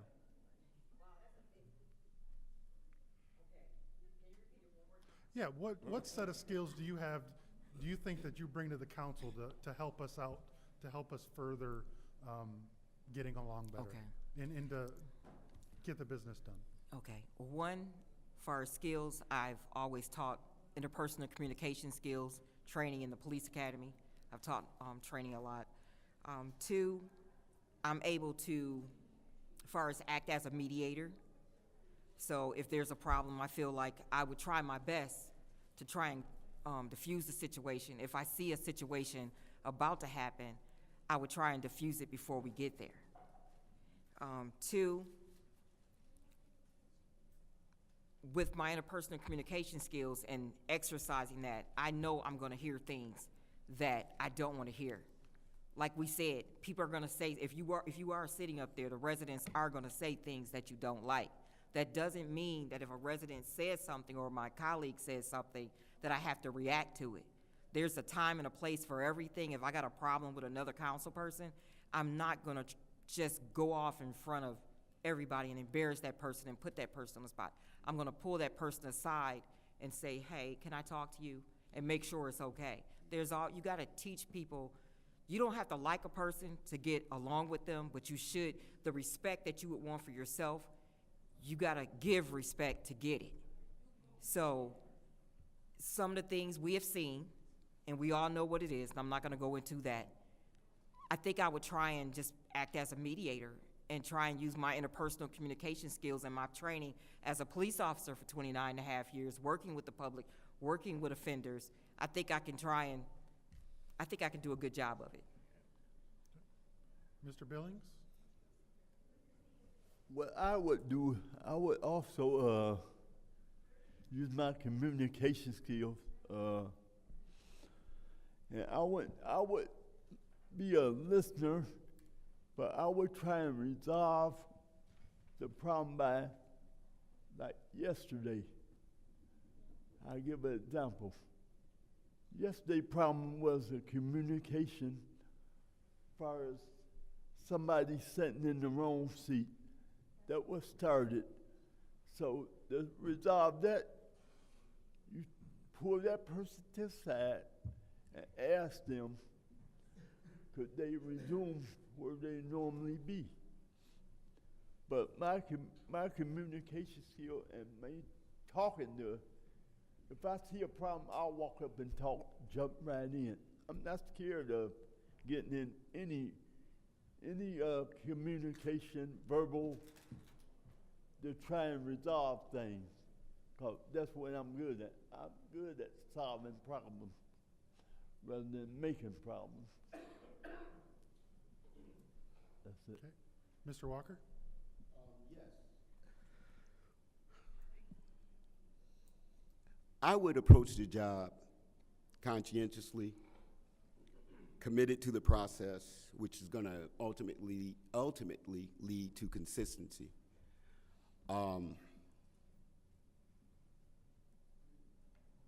I'm sorry, could you repeat that last part of the question? Yeah, just what skill or set of skills do you have that you would bring to help mesh us together better? Yeah, I've got you. I am a strong communicator, and more than that, I'm a good listener. And in order to come to some median ground, you have to be a good listener. You have to also be brave enough to say, hey, look, we're representing the city of Flint folks. We're representing those people that are sitting right out there. Let's be mindful of how we talk to one another. And it just goes down to a basic level of respect for one another. And that's what I feel. If you, like I said earlier, if you just kind of talk things out prior to the meeting, if you have a beef with someone, or if there's an issue, pull that person aside, because, you know, we're all going to look at any given situation from a different perspective. And we just have to be mindful that, hey, maybe councilperson number one is just viewing this from a different perspective. Again, put yourself in councilman or councilperson number one's position and try to see things from that angle. Ms. Roberts? I do have conflict mediation training. However, my ability to redirect behaviors, I've learned that skill predominantly all my entire life. Even when it comes to teaching school, working with parents, working with youth, parents upset, angry, coming in because you just failed their child. And you have to know how to diffuse it, but you also have to offer some type of suggestion or advice as to how to move forward from that. Now, I'm from the era that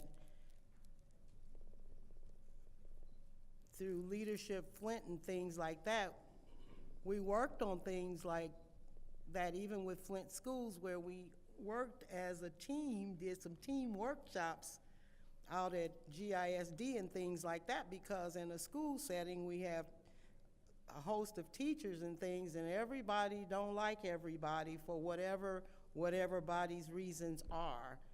But we have to work together in that building, and so we did those team exercises. We did community dinners. We did a lot of community dinners just to deal with undoing racism, things like that. And so I believe that respect is key. I believe that following rules is key. I believe we have rules for a reason, to control society so that we won't have a society that's just absolutely doing whatever they want to do. Whether or not it's right or wrong, it's whatever was accepted or adopted.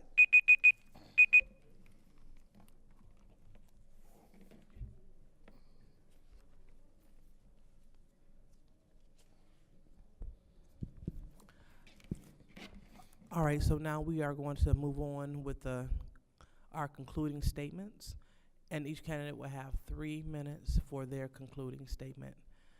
And so the last person that started off want to make sure Was okay. So we're going to start off with Mr. Billings Jr. My greatest asset to the first ward, like I said, I've been probably the oldest first ward resident.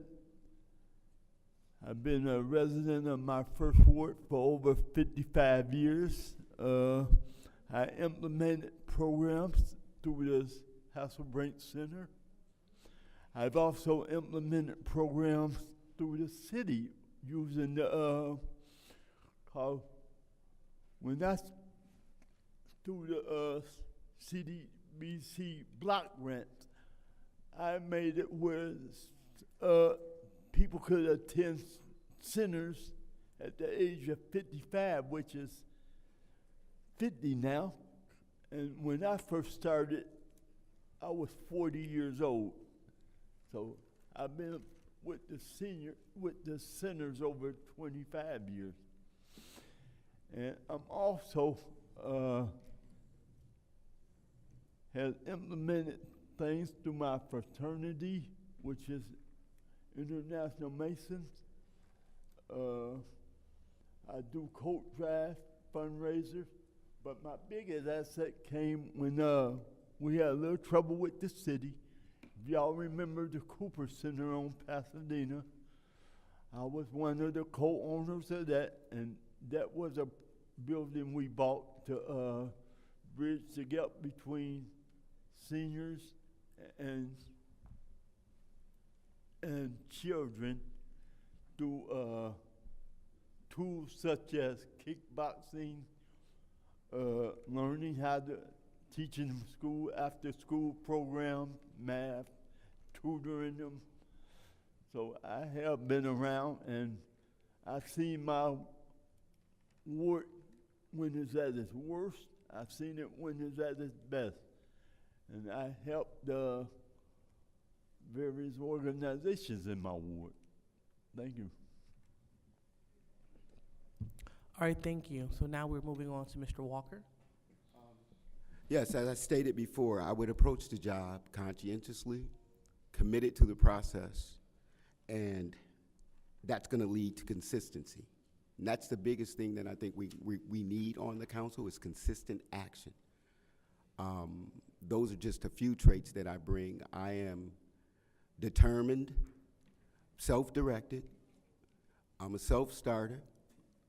I've got that get up and go, and I have the wherewithal to perform the functions of the council seat. I'm never going to be what Mr. Mays was. Nobody's going to be, there's never going to be another Eric Mays. No matter how you felt about him or whatnot, that man was passionate and stood on his truth. And that's just what I intend to bring to the council if I'm appointed and subsequently elected, because I do plan to run in any event. I also plan to support any one of these candidates to my right here in their endeavors, because I've spoken with these folks the last few days or so, and I just love Rosemary because she takes copious notes, and she's very deliberate about her actions and whatnot. And so I'm committed to the city of Flint. And so if that means that I'm not appointed to the council, I am willing to work with anybody who is appointed to the council to move the first ward forward. Thanks for having me tonight, and I really appreciate this opportunity. Okay. All right, so now we are ready for you, Ms. Roberts. In closing, and I'm going to read from some writings of mine, I strongly believe that the best way to serve distressed communities and diverse community groups is through a comprehensive, coordinated, and integrated approach that combines bottom-up initiatives that include community-based organizations and private sector and the general public in the planning process. This involves the people, i.e. the customer, in the strategic planning. This is an opportunity for defining a common vision of setting goals, achieving results, and the way with the entire fabric of the community which includes the following: mobilization of resources, assessment of housing and economic development opportunities, education, development of housing and economic development strategies, plans, leveraging of public and private resources. This is my common vision for achieving a common goal and the objectives for Flint. Also, my role would be to capitalize on the neighborhood strengths and opportunities for the housing and community development projects and programs, create a shared vision and goals for the Flint community, work with organizations to develop a common vision for and identify goals that support the vision and asset the strengths and the weaknesses of our community. I'm working every day for a city that becomes a premier city, an urban premier city, a city that the community moves towards the 21st century, that empowers its residents and businesses by enabling them to employ innovative and collaborative strategies to produce and attract and for a desirable Flint community. Thank you. Thank you, Ms. Roberts. Now we're going to move on to Ms. Morrow, 3 minutes. Yes, ma'am. I feel I would be the right person for the First Ward because of my love for the city. I plan to live the rest of my life in the First Ward. With my experience and background, I would be an asset to the First Ward, I feel. I'm going to continue to do what I'm already doing in the community and more. No one will ever be able to fill Councilman Eric May's shoes, but I can pick up where he left off. And I can continue to address a lot of the issues that the residents have advised me of. Again, I will never be able to be Councilman Eric Mays, but I learned a lot from him. So he said stand together and stand strong, and that was something he said a lot. If you watch a lot of the videos, we can learn a lot from those videos. Those TikTok videos that people talk about, the YouTube videos, the council meetings, we can learn a lot. And not just from Councilman Mays, a lot of the other council people also. But again, I'm gonna do the best I can in the First Ward, and that's something I promise the council and I promise the residents.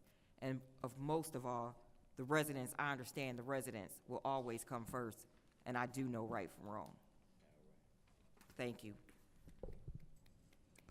Okay, thank you. So I believe this will conclude our interview session for. Madam Chair, motion to adjourn. All right, there's been a motion on the floor to adjourn, supported by Ms. Priestley. Roll call, Madam Clerk.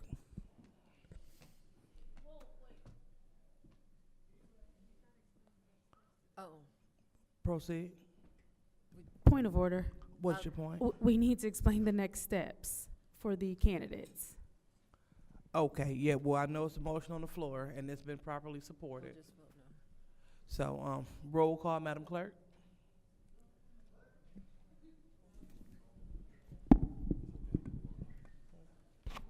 Ms. Priestley. No. Ms. Winfrey Carter. Yes.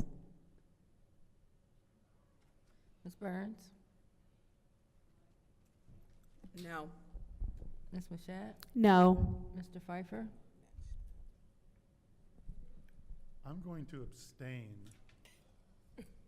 just because I think with the potential lawsuit, I don't know that we can explain next steps. So that's why I want to adjourn. Ms. Lewis.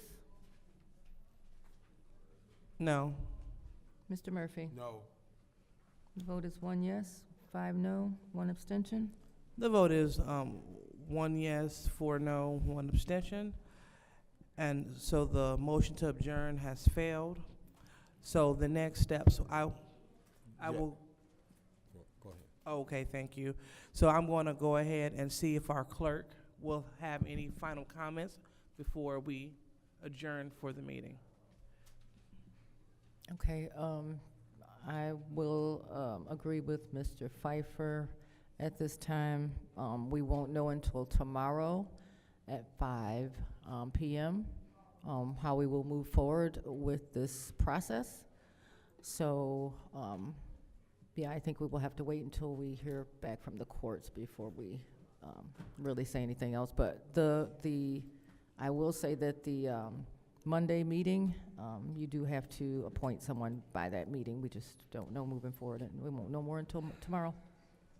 Okay, so I believe it'll be a fair statement to say that the clerk will reach out for further instructions.